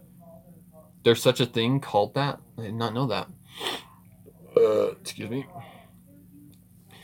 The section of the film is degraded nearly as badly as the first, but the view never changes. Hours of film recorded the same scene. A blue-coated earth pony mare sitting on the front porch of a cabin in the forest. She rarely moves from her position, keeping a constant vigil on the clearing around the cabin, and occasionally snapping her head to one side or the other, as if in reaction to noise, though the recording reveals nothing but occasional bird song. A brief distortion appears near the mare, similar to what preceded the previous cut in the film. The mare gets up from her seat and approaches the camera before, once again. Oh, wait. And approaches the camera before, once again, the scene ends. The blue-coated mare is sitting in the corner of an empty room, keeping her back to the wall. As the static clears, it reveals a boarded-up window to one side. The mare rubs her eyes, now visible as bloodshot and baggy, and addresses the camera. It's been a week I've been trapped here. A week since I've seen the sun, or talked to any pony, or slept, or... She sniffs and runs a hoof through her gray mane, staring off to one side for a minute before vigorously shaking her head and continuing. Okay, sorry. I'm sorry. I'm just so tired. Let me start over. My name is Screwloose, and I don't think I'm going to leave this room alive. She laughs once, and then sniffs again. I know it's melodramatic, but it's true. You'd think I'd be lying here... Oh, wait. You'd think I'd be lying here crying or screaming or something, but it's just all so unreal, and it started with that. She points a hoof directly at the camera. A birthday gift from my sister. I'll never get to thank her for it, but then maybe it's nothing to be thankful for, considering where I am now. Dropping by the party and then 2 weeks out of town? Great timing, Shoeshine. But it means you're not stuck here with me, so I guess that worked out for the best. It was a great party, too. I really do wish I'd thanked Pinky. Bleh. I really do wish I'd thanked Pinky for it. She called it a birth and you got better day party. She starts and leaps up to all four hooves, watching intently towards the far side of the room. She remains that way for a few minutes before relaxing and dropping back to a seated position again. She takes a deep breath. Sorry, I'm rambling. I do that when I'm tired. Look, there are things out there.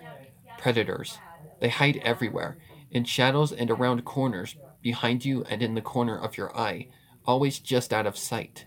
And most ponies never see them. But I did. I know about them. They know I do, and now they're coming for me. And now... She trails off, glancing to the side again. Now you know. I am so sorry, but I had to do this. Some pony had to know what happened to me. Maybe if more know about them, maybe we can do something. Maybe if we prepare, they can't hunt us anymore. Won't feed anymore. I hope so, or else I've just condemned another pony.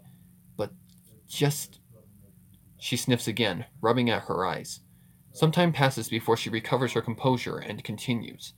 The only sounds during a brief interlude are faint scratches, too faint to tell if they were captured at the time or are merely the product of the damaged recording. Just let me tell you the whole story, okay?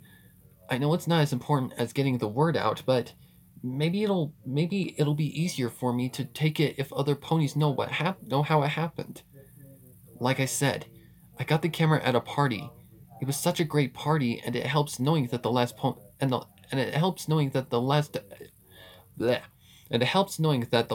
any pony ever saw of me will have been such a happy day. But the camera, it was like a fool with a new toy, recording everything on the way home. You probably saw those parts already. She suddenly jumps to her hooves again, spinning to face the opposite side of the room from the one she'd addressed before. Her eyes are wide and her muscles taut, remaining on instinct as any pony would and preparing to flee. Not getting in that way, you monsters. I took care of that already. Once more, she relaxes slightly after a moment, but this time she doesn't sit back down. She just shivers and turns back to the camera. Sorry, running out of time. I keep forgetting. Just too tired to keep track. But it started there. Just a little funny color shape or something. right there in the corner of my eye. Something didn't look quite right, and then it was gone. But I knew I saw something because I felt it. I felt them. That's when it all started. That's when they started watching me, and I could feel them there. You know what it's like. Every pony does. You know what it's like. Every pony does. The feeling of something is that feeling of something with you when you're that feeling of something with you when you're alone, like some pony sitting behind you. The feeling that makes us turn on the lights in the next room because we're afraid of what might be in the shadows there. We all know it because we've all felt them. Because they're everywhere. They're everywhere, and once you notice, you know they're watching you.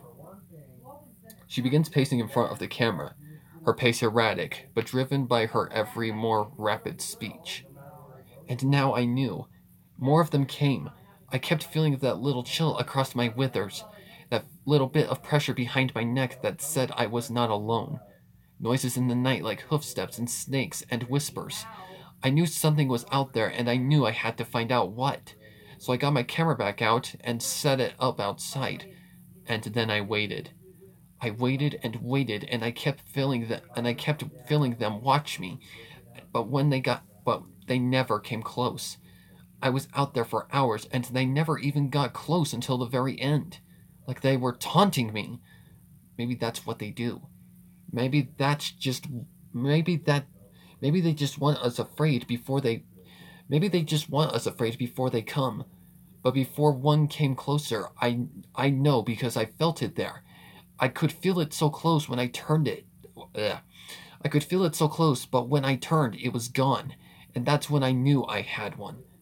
I went and got the camera and rewound it and started going through the frames, and then I saw it. I saw it, and now there are so many, and I wish I never had. This bucking camera. She spins and slams a hoof into the side of the camera. The picture is lost briefly. The picture is lost briefly. But soon returns to find her lying on the floor, spit, spit by a hairline fracture across the lens. Her flank and tail are visible, as well as one hind leg, but her face is off screen.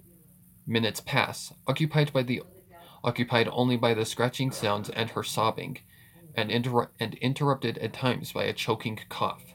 A loud crack interrupts her. No, no, not yet. You can't come in. I wasn't done with my story yet. She pulls herself upright and rights the camera as well, slumping back against the corner as she wipes her eyes dry again. The fracture in the lens splitting her image into almost perfect halves. Sorry, I shouldn't have done that. This is the only way I can let any pony know now, but I won't try to describe the thing. I can't. I guess I don't have to because I didn't record over that part. They really started to target me. They really started to target me after that. I haven't slept since then. I'm not sure I could have anyway, after seeing it clearly like that. But I couldn't let myself sleep. Can't let myself sleep. If I let my guard down, that's when they'll come. Now that I'm alone and there's no pony to see, I boarded up everything, locked myself in with whatever I could find. I've been watching for them for, I don't know, days maybe? I haven't seen the sun, haven't eaten, haven't slept, just watching for them. She yawns, then shivers again and begins rubbing a hoof across the opposite foreleg. She twitches at a loud knock. They have me right where they want me. They're going to come soon. I can feel it. But I'm alone, and there's no pony to look out for me. Nothing to stop them but the boards, and they're going to get through those. That was never going to keep them out. I was so stupid to even try to escape this way. I should have gone back to Ponyville, been around every pony else so they'd be seen. But I'd have been alone. Oh my god. But I'd have been alone walking back. Maybe they'd have gotten to me then. Another loud knock. She slumps further down the wall and curls up slightly. Never be alone. When you're alone, they know you're an easy target. That's when you feel them, when you're alone. Because you're not alone. You are never alone. Alone is when they size you up. They're there, watching, waiting in the corner of your eye, just waiting for you to be alone and to let your guard down. She yawns and rubs her eyes again. Sorry, I'm running out of things to say. Just don't let them catch you. Watch for them. Watch the corners of your eyes and never be. She slips down further once more, her head dropping into her chest as sleep finally takes her. The only sign she's still aware at all the only sign she's still aware at all is another twitch at a third loud knock. This one accompanied by another loud crack. This one accompanied by another crack and a scraping noise. The camera falls over again, the picture remaining on screw loose until it hits the floor and with a burst of static goes black. The recording ends. I reviewed the recording, Miss Snowheart, and while the contents were disconcerting to say the least, we must consider Screw Loose's history. While it is unusual for a video recording to experience degradation of this extent without magical influence, it's not outside the realm of possibility that the blow and 2 drops the camera suffered caused the distortions. In the absence of any further evidence of the creatures Screw Loose claimed were hunting her, we have to press forward with the assumption that her disappearances have a more mundane explanation. Let's just hope she doesn't hurt herself before we find her. Twilight Sparkle. Oh, let me try that one more time. I didn't know it was Twilight. I reviewed the recording, Miss Snowheart, and while the contents were disconcerting to say the least, we must consider Screw Loose's history. While it is unusual for a video recording to experience degradation of this extent without magical influence, it's not outside the realm of possibility that the blow and 2 drops the camera suffered caused the distortions. In the absence of any further evidence of the creatures Screw Loose claimed were hunting her, we have to press forward with the assumption that her disappearance has a more mundane explanation. Let's just hope she doesn't hurt herself before we find her. Twilight Sparkle. That was interesting. Very interesting. If anybody puts something in the chat, I need you to repost because I can't see the chat at the moment. Someone said Jane the killer?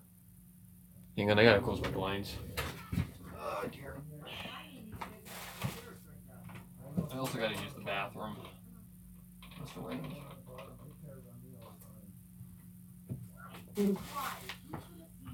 So peeps, I will be right back.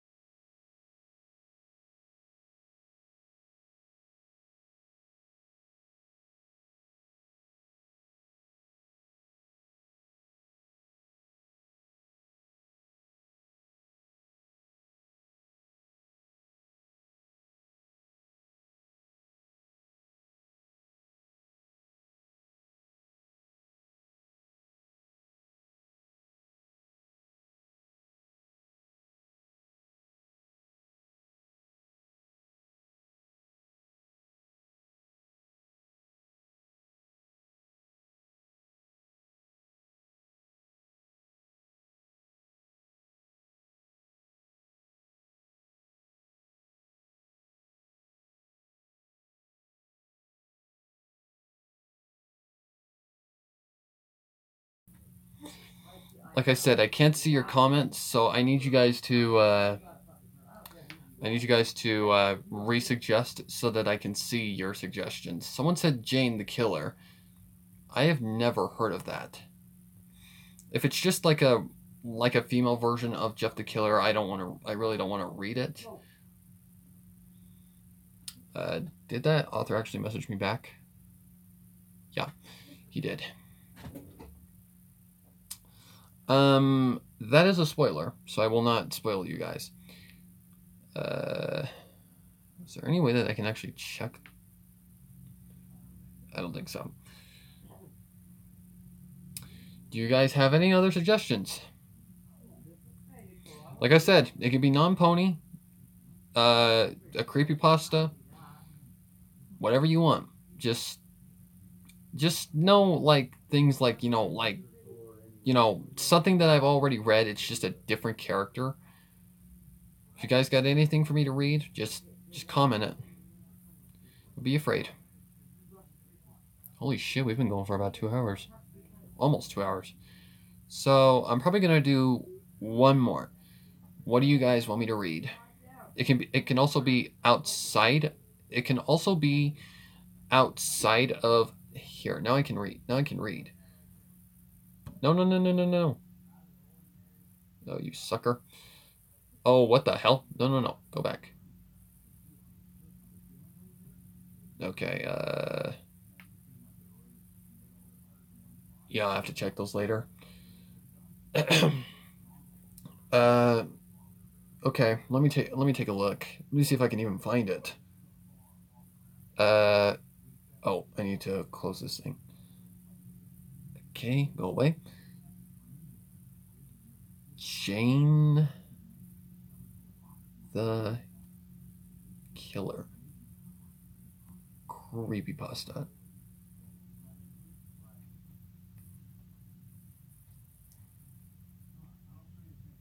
Oh, Jesus Christ. Okay, there's the actual creepypasta. Let me see if I can actually get it from the correct site.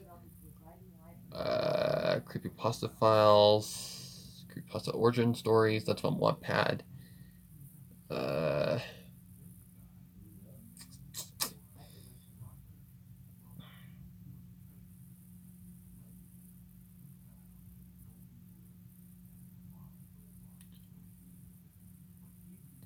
I don't care. I don't want to see the new Pet Cemetery. It's literally just butchering an already good film, sorta.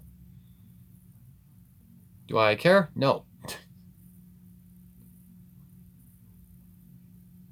See if the actual pasta is on here. That's the gallery trivia. You guys got a link? Because it wasn't on there. Let's see, there's some readings of it. Oh, hang on. Maybe I found it. Let's see. For the original Jane the Killer story, please see Jane's letter.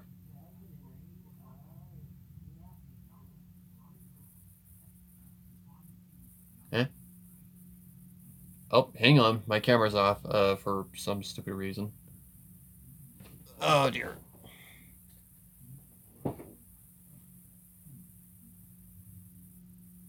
I swear, I am not. I didn't touch anything. You guys see me okay? I hope so. Can we please? Someone clarify, is this how the story starts? This is the only version I can actually really find.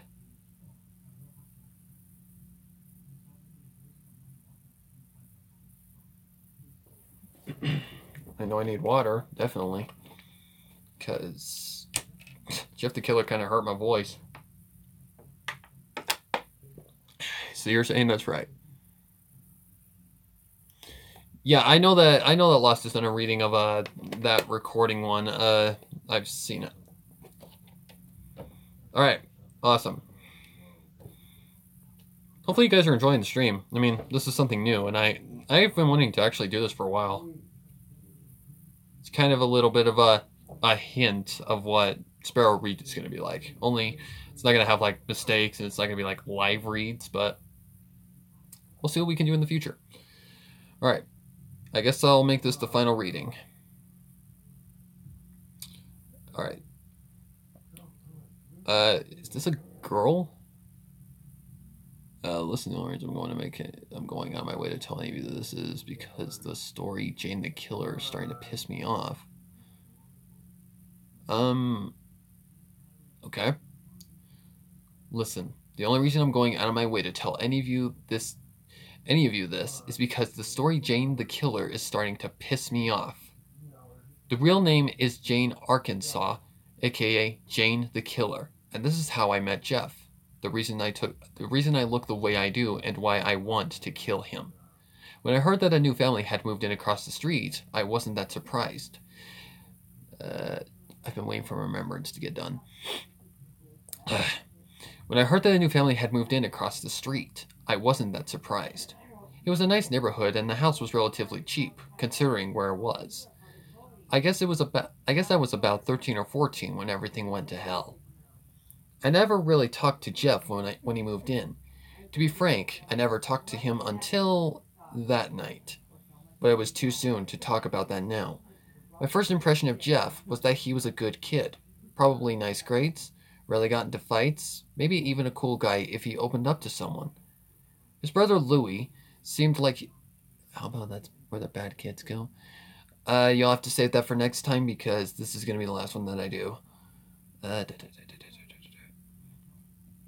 His brother Louis seemed like he put the family first by the way he sat with his brother on the sidewalk.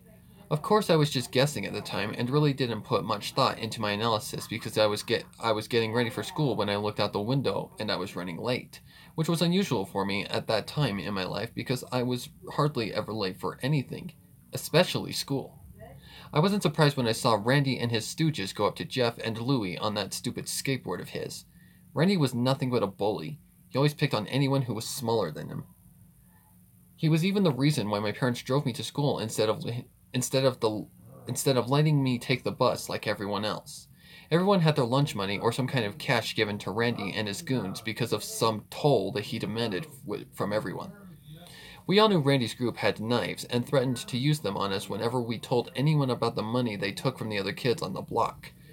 Everyone except the new kids were trying the intimidate like the rest of us. When I saw Randy talking to them through the window, I just looked away. It was a wussy thing to do, but I had better things to do than watch another kid hand over his money to Randy. But curiosity got the better of me, and I looked up a few seconds later. What I saw left me speechless. Jeff was standing now, and it looked like Randy already had what he wanted. Just sit down, I thought. Don't be stupid. Then I saw Jeff punch Randy in the face and break his wrist. Oh my God, I whispered. Then I yelled, "You idiot!" My parents ran down the stairs and asked what happened. Then they looked outside and saw what was going on. Jeff had already cut the skinny guy. I think his name was Keith, and he went down screaming. Troy only went down with a single punch. Since my house was across the street from where Jeff and his brother were sitting, with the front of the house having big windows, we saw the whole thing. Or at least I did. My parents came in after the part where Randy stole their wallet, so they didn't know the whole truth. Oh, is this one of the witnesses that basically saw the truth? It was disturbing watching Jeff fight. He was enjoying himself too much. I felt a knot in my stomach like something was happening that shouldn't be, and from the look on Louie's face, Jeff didn't do this kind of thing often. Next thing I know, I hear sirens and the new kids bolted out of there. The cops came around with the bus driver to check on the victims. It seemed they were doing all right. It seemed they were going to be all right. Bullshit. You have a broken wrist and are stabbed.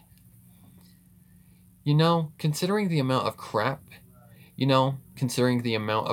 kicked out of them.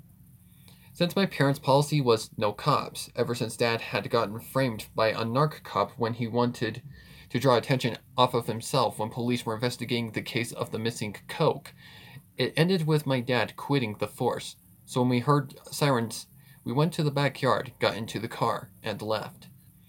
When my parents drove me to school, they told me very clearly that they did not want me talking to Jeff ever. I did not disagree with them. I had art first period, so I didn't see Jeff. Neither have I. I had art first period, so I didn't see Jeff until close to the end of school. I can still see the colors in my artwork if I didn't think hard enough.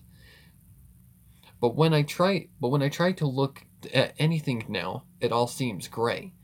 I guess that's the price someone pays for losing their innocence.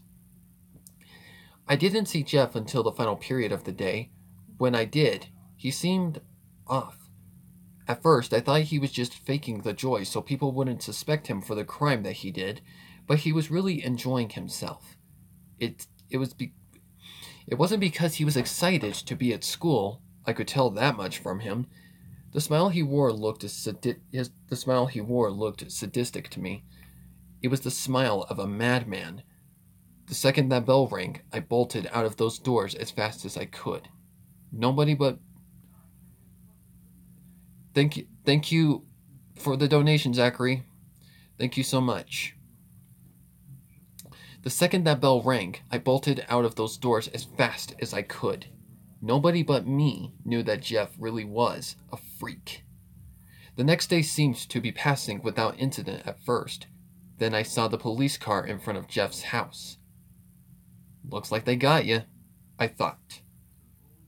Nobody could have gotten away with something like that, with the neighborhood watch and everything. But I was wrong with who they had arrested. But I was wrong with who they arrested. Instead of coming out with Jeff like I expected they would, the police came out with Louis, his brother.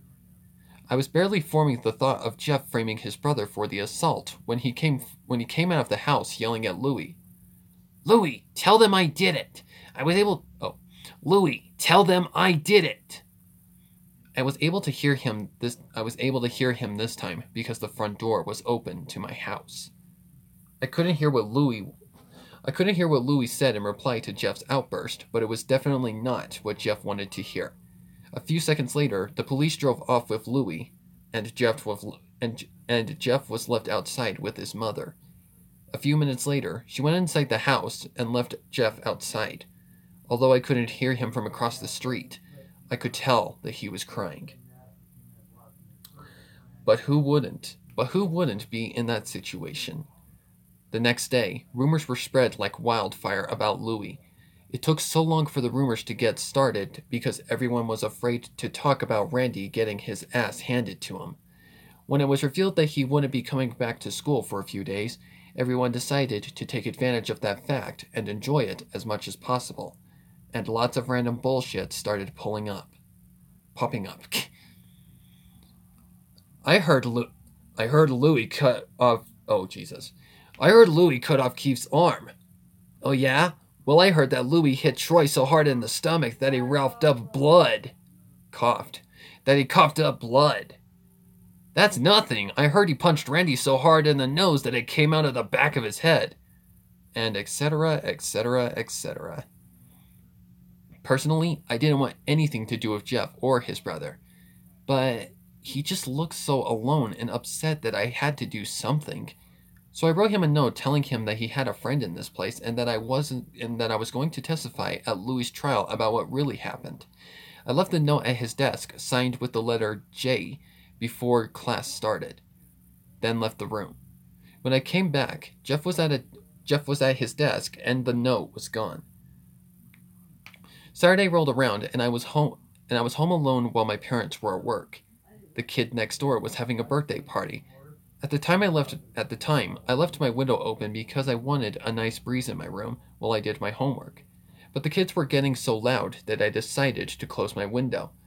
I was about to close it when I saw Jeff playing with the kids.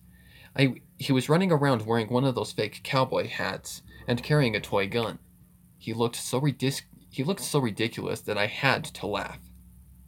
Maybe he isn't the monster I think he is, I thought. Ashamed of myself for suspecting he could have been one. As I was closing the window, I saw Randy, Keith, and Troy jump over the fence on their skateboards to where Jeff was. Not again, I said to the open window. I saw Randy and Jeff exchange small talk, but I couldn't hear what they said over the sound of kids yelling and screaming. Then Randy rushed at Jeff and tackled him. I was about to grab the phone and dial 911 when I heard Troy and Keith shout, "No one interrupts or guts will fly." I looked out the window again and saw that they both had matching guns in their hands. I couldn't have called for help then without endangering the lives of others. I couldn't have called 911 anyway. The batteries in my phone was dead. Jeff was on his side getting kicked by Randy in the face when he grabbed his foot and twisted it. Randy fell over, and Jeff tried to walk back to the house when Troy grabbed him by the collar and threw him towards the house. I heard glass breaking, and I knew then that they were going to kill him. "Randy, you asshat!" I screamed at him, but he couldn't hear me over the sound of the kids screaming. I couldn't wait anymore, so I ran to my parents' bedroom and searched for my dad's cell phone, hoping that he forgot it at home. My heart was pounding in my chest, knowing that the longer it took for me to get help, the higher the chance of someone getting killed was. I found the phone underneath the bed. I wasted no time punching in the numbers. 911, hello? 911, hello? Oh, 911, hello? I need help. There's an emergency going on next door. Some guys jumped the fence and are beating up someone. They've got guns. You need to hurry, please. Okay, miss, I need you to tell me the address and I'll send help right away. I quickly told her my address and the address of the house next door. Please, hurry, I said. It's okay, just stay in the Bang, bang, bang. Bang, bang, bang. I heard loud gunshots come from next door. I yelped and dropped the phone. It landed on the ground and broke. Then I ran to my bedroom window to try and figure out what was going on. But no sooner had I poked my head out the window, I heard the whoosh of a fire and the screaming. I'm going to make Jeff scream like that again when I find him. The only thing I can compare it to is the death cry of an animal. It was at the time, for me, horrifying, but now it sounds like music to me, and there is nothing I want to hear more in the world than him screaming. I saw fire spew out of the house like an angry dragon. I ran downstairs immediately and got the portable fire extinguisher from the kitchen and ran outside. As I was running, I popped the pin for the extinguisher for immediate use. Luckily, the door was unlocked as I barged in, but when I saw Jeff, I completely froze. He was lying at the bottom of the stairs, almost completely on fire with adults trying to put it out. I saw bits of his skin through all of the commotion, some parts pink, some parts charred, but it was all covered in red. At the sight of all this, I screamed and then I passed out. Last thing I remember is some of the adults running towards me. Whether it was to help me or get the fire extinguisher, I don't know. When I came to, I was in a hospital bed wearing one of those gowns that a patient wears. A nurse came in a few moments later. She had long brown hair in a bun hidden under her hat. She had long brown hair in a bun hidden under her hat. She looked like she didn't want to be there. I asked her what happened. All I know is that you were brought in with a few other kids because you fell and hit your head on a fire extinguisher, she said, annoyed. A fire extinguisher? I reached up my hand and touched my head. I felt bandages and a large bump the size of an orange. Then I remembered Jeff. One of the guys that came in here with me, the one with the burns. Is he going to be all right? She sighed. Listen, there was two boys that were brought in with you. Listen, there was two boys that were brought in with you that had burns. And no, I'm not letting you see him just because he's your boyfriend. I felt the heat rise in my face. He isn't my boyfriend. I'm just worried about him. Wouldn't you be worried about someone who you saw burning alive in front of you? I tried to keep my voice steady, but my voice quivered enough to make it sound like I was lying. Whatever. Your parents are here, by the way. Want to see them? She asked. Yes, of course. Anything to get me away from that nurse. My parents came in and the nurse finally left. They asked what happened. I told them everything. The fight, the note, all of it. I knew that Randy was no good, my mom said. So have you heard anything about Jeff's condition? I asked. No, not a thing, said my dad. We just got here as soon as we heard about what happened to you. But who told you? I asked. I didn't think I saw anyone at the party that my family knew. The hospital called us, Mom said. Well, I guess that makes sense. It made absolutely no sense to me, of course. How would someone be able to identify me without having any form of identification? I looked in the doorway and saw a man and woman standing there. My parents followed my gaze and saw them too. Excuse me, but is this Jane Arkansas's room? The woman asked. Yes, my mother answered. Who are you? I'm Margaret, and this is Peter, my husband. And this is Peter, my husband. She gestured to the man behind her. We're Jeff's parents. I sat up in bed. I'm Isabel, and this is my husband, Greg, and our daughter, Jane. Mom gestured to me. So, you're the girl who ran in with the fire extinguisher? Margaret said. Yes, I replied quietly, embarrassed. Is your son all right? He just came out of surgery a few hours ago. The doctor said he would be fine. The doctors say he will be fine. I relaxed at the thought. That's good, I said. Listen, I know what happened to Jeff and Louie on their first day of school. Then I told Jeff's parents what really happened to Randy and his crew. We had no idea that Jeff was capable of something like this, Peter said. I am willing to testify that Louis didn't beat up anyone and that Jeff will only beat up Randy and his gang and that Jeff only beat up Randy and his gang in self-defense. No need, said Margaret. Louis is being released from jail after what happened to those boys. That's good, I said. We just came to say thank you for trying to help our son, Jane. It warms my heart to see selfless people in your generation. I blushed. I didn't think anyone would have done I did anything anyone would have done in my situation. I looked down. I'm not a hero. Nonsense, Margaret said. The least we can do is invite you over to our place for dinner when Jeff gets out of the hospital. I looked at my mom and dad. It would be an honor, my mom said. It's settled then. We'll call you as soon as Jeff gets out of the hospital. We said our goodbyes and they left. About 2 days passed and I was allowed to be released from the hospital. During that time, I had no contact with Jeff or his family, but I heard that Louis was released from jail and Jeff's wounds were healing.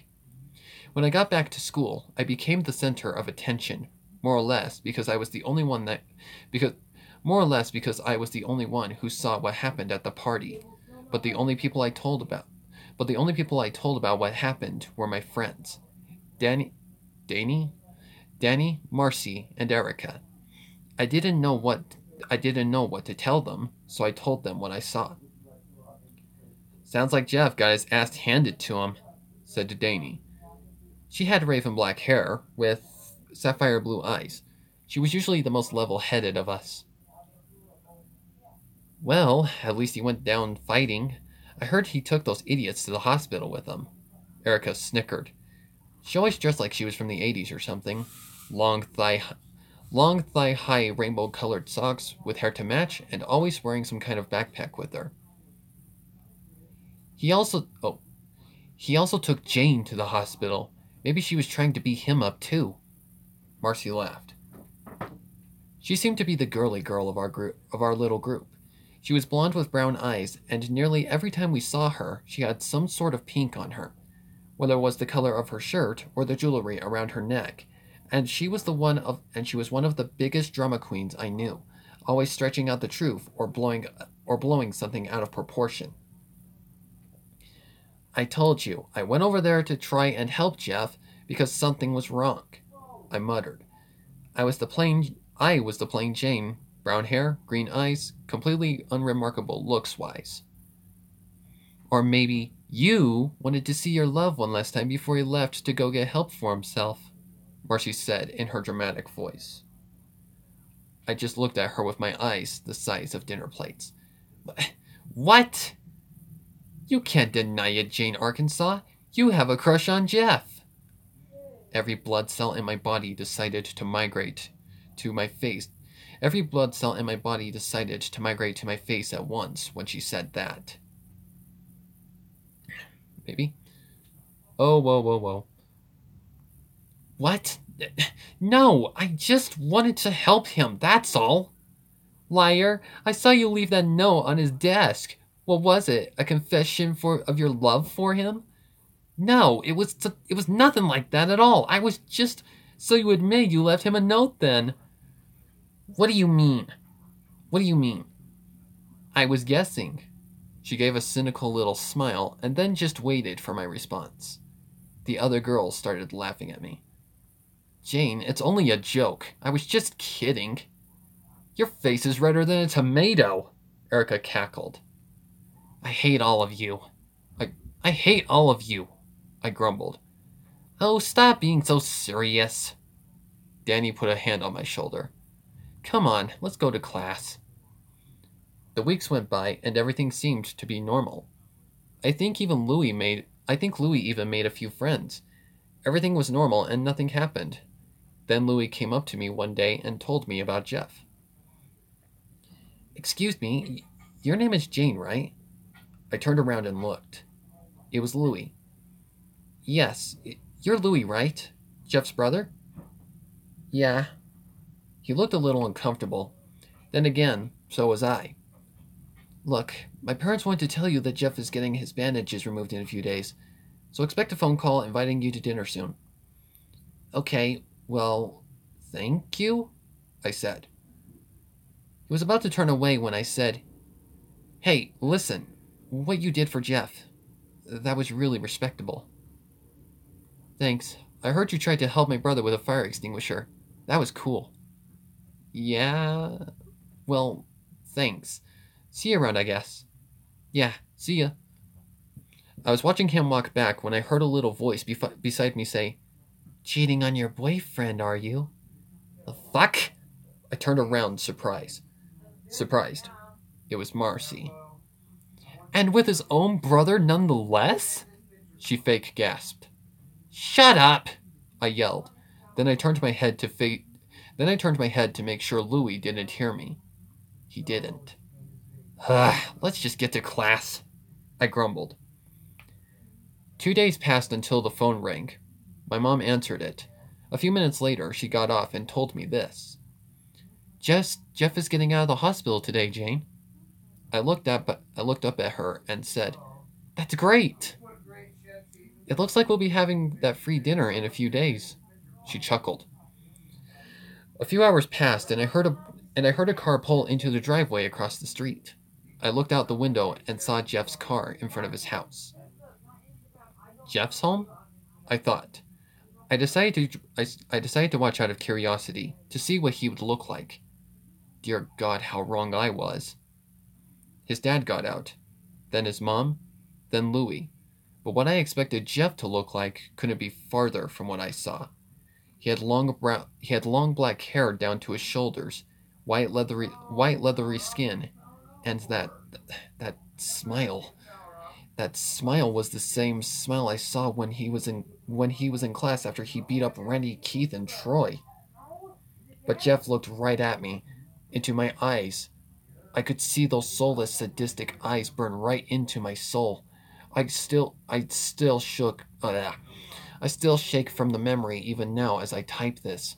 He seemed to be looking at me for hours with that smile until he looked away.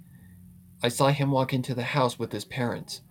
I didn't even breathe until the door finally closed behind them. My parents came into the living room and asked me what was wrong. My only reply was a long, loud scream. Then I fainted.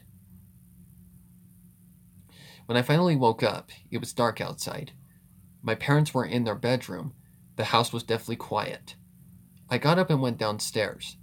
I was wearing a long nightgown that I wasn't wearing before I fainted.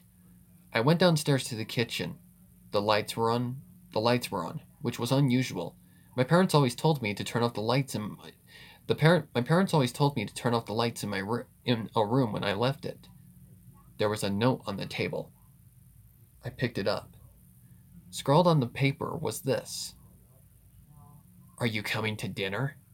Your friends are here too. I began to shake violently. I dropped the paper. I went to the living room window and looked out. The lights were on in Jeff's house. I knew that I had to go there, but I was terrified out of my mind. I shook my head and looked back again. I saw Jeff leaning on the window in his house, staring at me with a knife in his hands and tapping it against the window. Tap, tap, tap. He was still smiling. Tap, tap, tap. I started stepping back from the window, never taking my eyes off of him. Then I turned and ran away from the window into the kitchen. When I peeked out of the kitchen to look out the window, all I saw was a smear of red on the window. I turned around and looked at the kitchen. Everything seemed to be in its place, even the knives. I grabbed one of them and held on tight. Then I found the phone and tried to dial 911, but the phone line was disconnected. I had no idea where Dad's cell phone was or if it was even fixed. I didn't want to go upstairs to find it. I didn't want to get stabbed in the back while I was looking for it. And if I went back and if I went to ask one of my neighbors for help, Jeff could kill or hurt whoever Jeff could kill or hurt whoever he had captive. So there was only one choice: to go fight Jeff alone. I clutched the knife tighter and went to the front door, put on my shoes, and went outside. My hand lingered on the doorknob as I stepped outside, but I knew what I had to do. I let go of the doorknob and marched across the street to Jeff's house. As I got closer to the front door of his house, I began to slow down. My knees began to shake, my palms began to sweat, and I started to breathe faster and shallower. Before I knew it, I was standing completely still on the front doorstep, panting like a dog. I manned up, grabbing the doorknob, squeezed my eyes shut, and jerked it open. I stood there in the doorway with a knife in my right hand and the doorknob in my left, too terrified to open my eyes, until I heard a voice say, "Looks like you made it." "I'm glad you did, friend." I opened my eyes, then screamed. His eyes were large and unblinking, and his smile was red. He had carved a smile into his face. His clothes were covered in blood. And then I passed out. When I woke up, I was at the dining room table, my knife gone. And when I looked up, I saw people sitting at the table. It was my parents, Jeff's parents, his brother Louis, and my friends. They were all dead, with smiles carved into their faces and huge red cavities in their chests. The smell was unbearable. It's indescribable, unlike anything I had ever smelled before. It was the smell of death. I tried to scream, but I had a gag in my mouth and I was tied to a chair. I looked around at the room in disbelief. Tears were welling up in my eyes from the sight and the smell of the bodies. "Look who's finally awake." I turned and looked beside me. Jeff was there. I tried screaming, but the gag was in the way. Suddenly, he was beside me with the knife against my throat. "Shh, shh, shh, shh, shh. Shush, shush, shush. It's not polite to scream at friends." He began sliding the blade across my face, constantly tracing visible lines from the corners of my mouth up my cheeks into a large, grinning smile.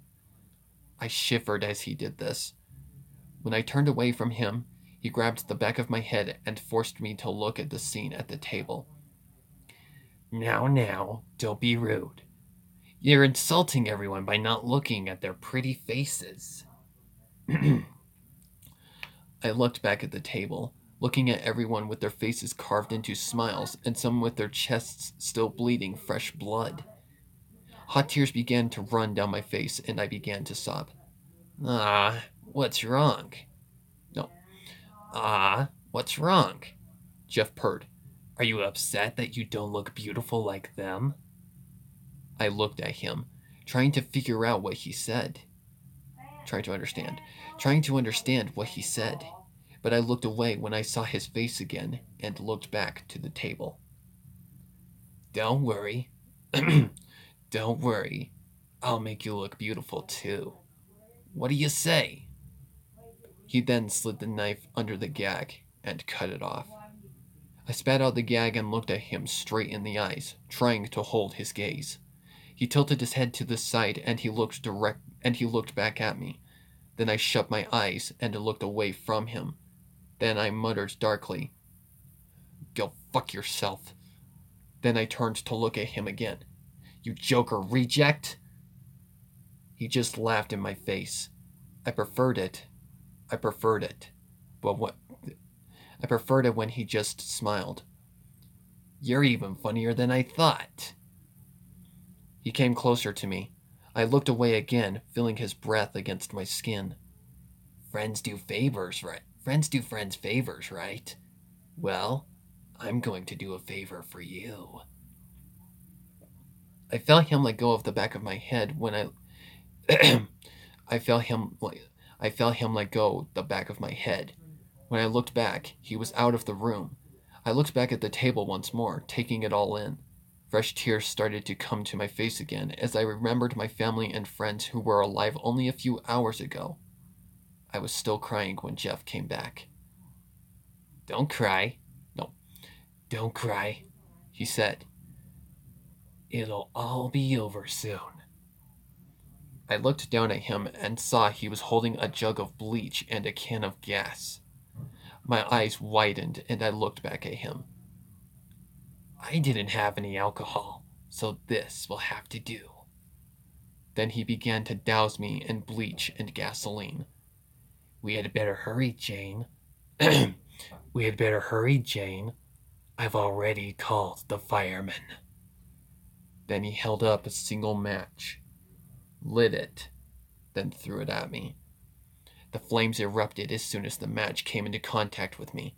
I screamed as loud as possible. The pain was unbearable. I could feel the flesh melting off my body, the heat invading every pore of my body.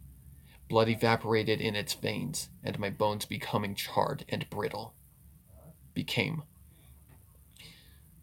Before I blacked out, I heard Jeff singing, "See you later, my friend.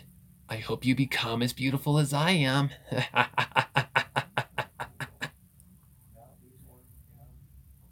Then everything went black. When I woke up, I was sitting in a hospital bed, bandaged from head to toe. Everything was spinning, and it hurt to blink and breathe. I looked around and saw an empty room. I groaned loudly because my mouth was bandaged. Everything hurt. A nurse came in a few minutes later. "Jane, can you hear me?" I looked towards her. The room started spinning even more. "Jane, I'm your nurse, Jackie." "Oh, Jane, I'm your nurse, Jackie. I don't know how to say this, but your family died in a fire. I'm sorry." Tears started falling down my face again. I sobbed. "No, honey, don't cry. You won't be able to breathe if you do." I couldn't stop. "Jane, I'm going to give you something to help you calm down, all right?" I felt something run into my bloodstream. Then I fell asleep again. When I woke up again, I could move more, and my body wasn't as bandaged as it was when I first woke up. I looked around and saw that my room had flowers in it. Some were fresh, some were dying. I tried to get up, but a nurse came in and put me back down. "Easy, Jane. You've been asleep for a while. Try to take it easy." I tried to speak. My voice came out rough and sandpapery. How long was I asleep?" "Almost 2 weeks. You were put in a almost 2 weeks. You were put in a medically induced coma in order for your body to heal. I'm the same nurse you saw the first time you woke up." "Give me a mirror," I said. "Jane, I don't think that's wise." "Get me a mirror!" Okay, I get the reference here. Batman, 1983. I felt the handle of a mirror get slipped into my hand. When I looked into the mirror, I dropped it onto the floor. The shattering of the mirror didn't compare to the shattering of my realization. My skin was leathery and brown. I didn't have a single hair on my head, and the skin around my eyes were saggy. I looked almost as bad as Jeff. Everything came flooding back for me. I began to cry harder than I had ever before. The nurse was hugging me, but it didn't help much. At the height of my sobbing, I was surprised that nobody came in to check up on me. By the time I was done, I could barely speak. Someone came into the doorway. Someone came into the doorway. Excuse me, but I have a delivery for Miss Arkansas? I'll take those. Jackie stood up and went to the doorway. I didn't want the delivery guy to look at me, so I stared at the wall in front of me. Someone certainly cares about you, Jane. It looks like the same person who sent you all these flowers got you a package too. I looked around at her. She was holding a pink paper package tied with a brown string. I reached out and took it from her. The second I took the package from her, I knew something was wrong. Excuse me, but could I have something to eat? I asked as sweetly as possible. Of course. I'll get you some food right away. Jackie smiled back, then left the room. Excuse me.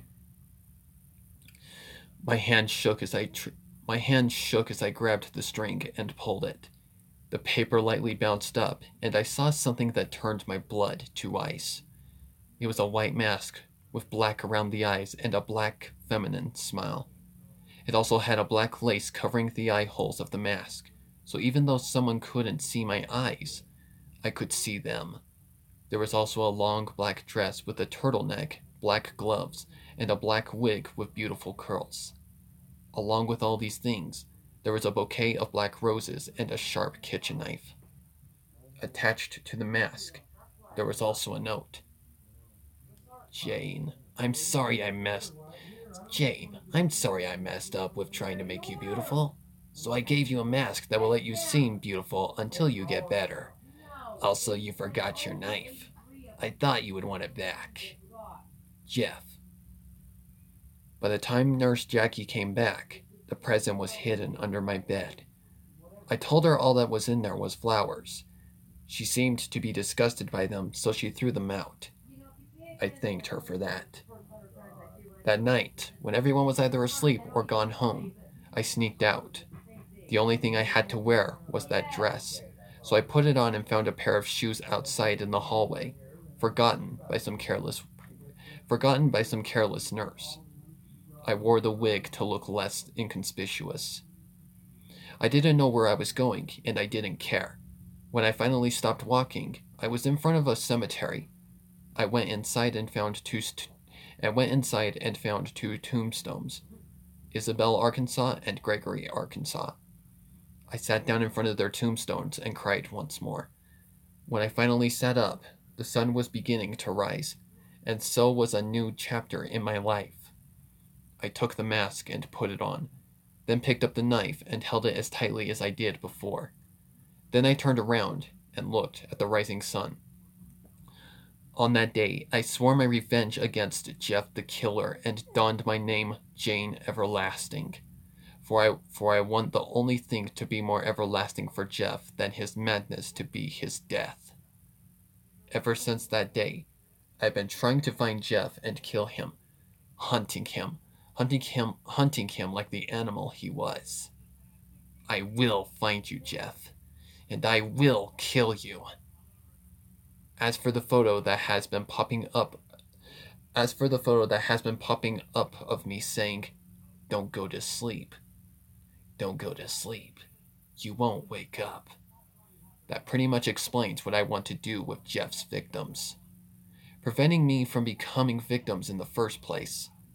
Preventing them from becoming victims in the first place. Whoever said I kill them so they don't get killed by Jeff is a gross overstatement. So this is my story. Whether you accept it as fact is not up for me to decide. Now if you excuse me, the sun is going down, and the hunt is beginning once more. That was actually really good. Oh my god. Ugh. That was a long one though. Oh my god. I don't know how long that took me. Probably about an hour or so. Well, let's look at the stream timing. About 2 hours and 35 minutes. So that took me about 36 minutes to read. Oh my god, my freaking jaw is hurting. That probably means. Yep, that probably means I'm just going to call this stream to an end for now. Let me know if you guys would like to see this more often. I mean, I had a blast doing this. It was actually a lot of fun connecting with you guys and getting to read live to you guys. So, I thank you all for joining in, and hopefully you enjoyed this. If you guys enjoyed this, let me know, and I'll do them some more. So, thank you guys for watching, and until the next time, make sure to stay safe, and happy horrors until the next live stream. Thank you all for your donations, and thank you all for tuning in. I will see you next time.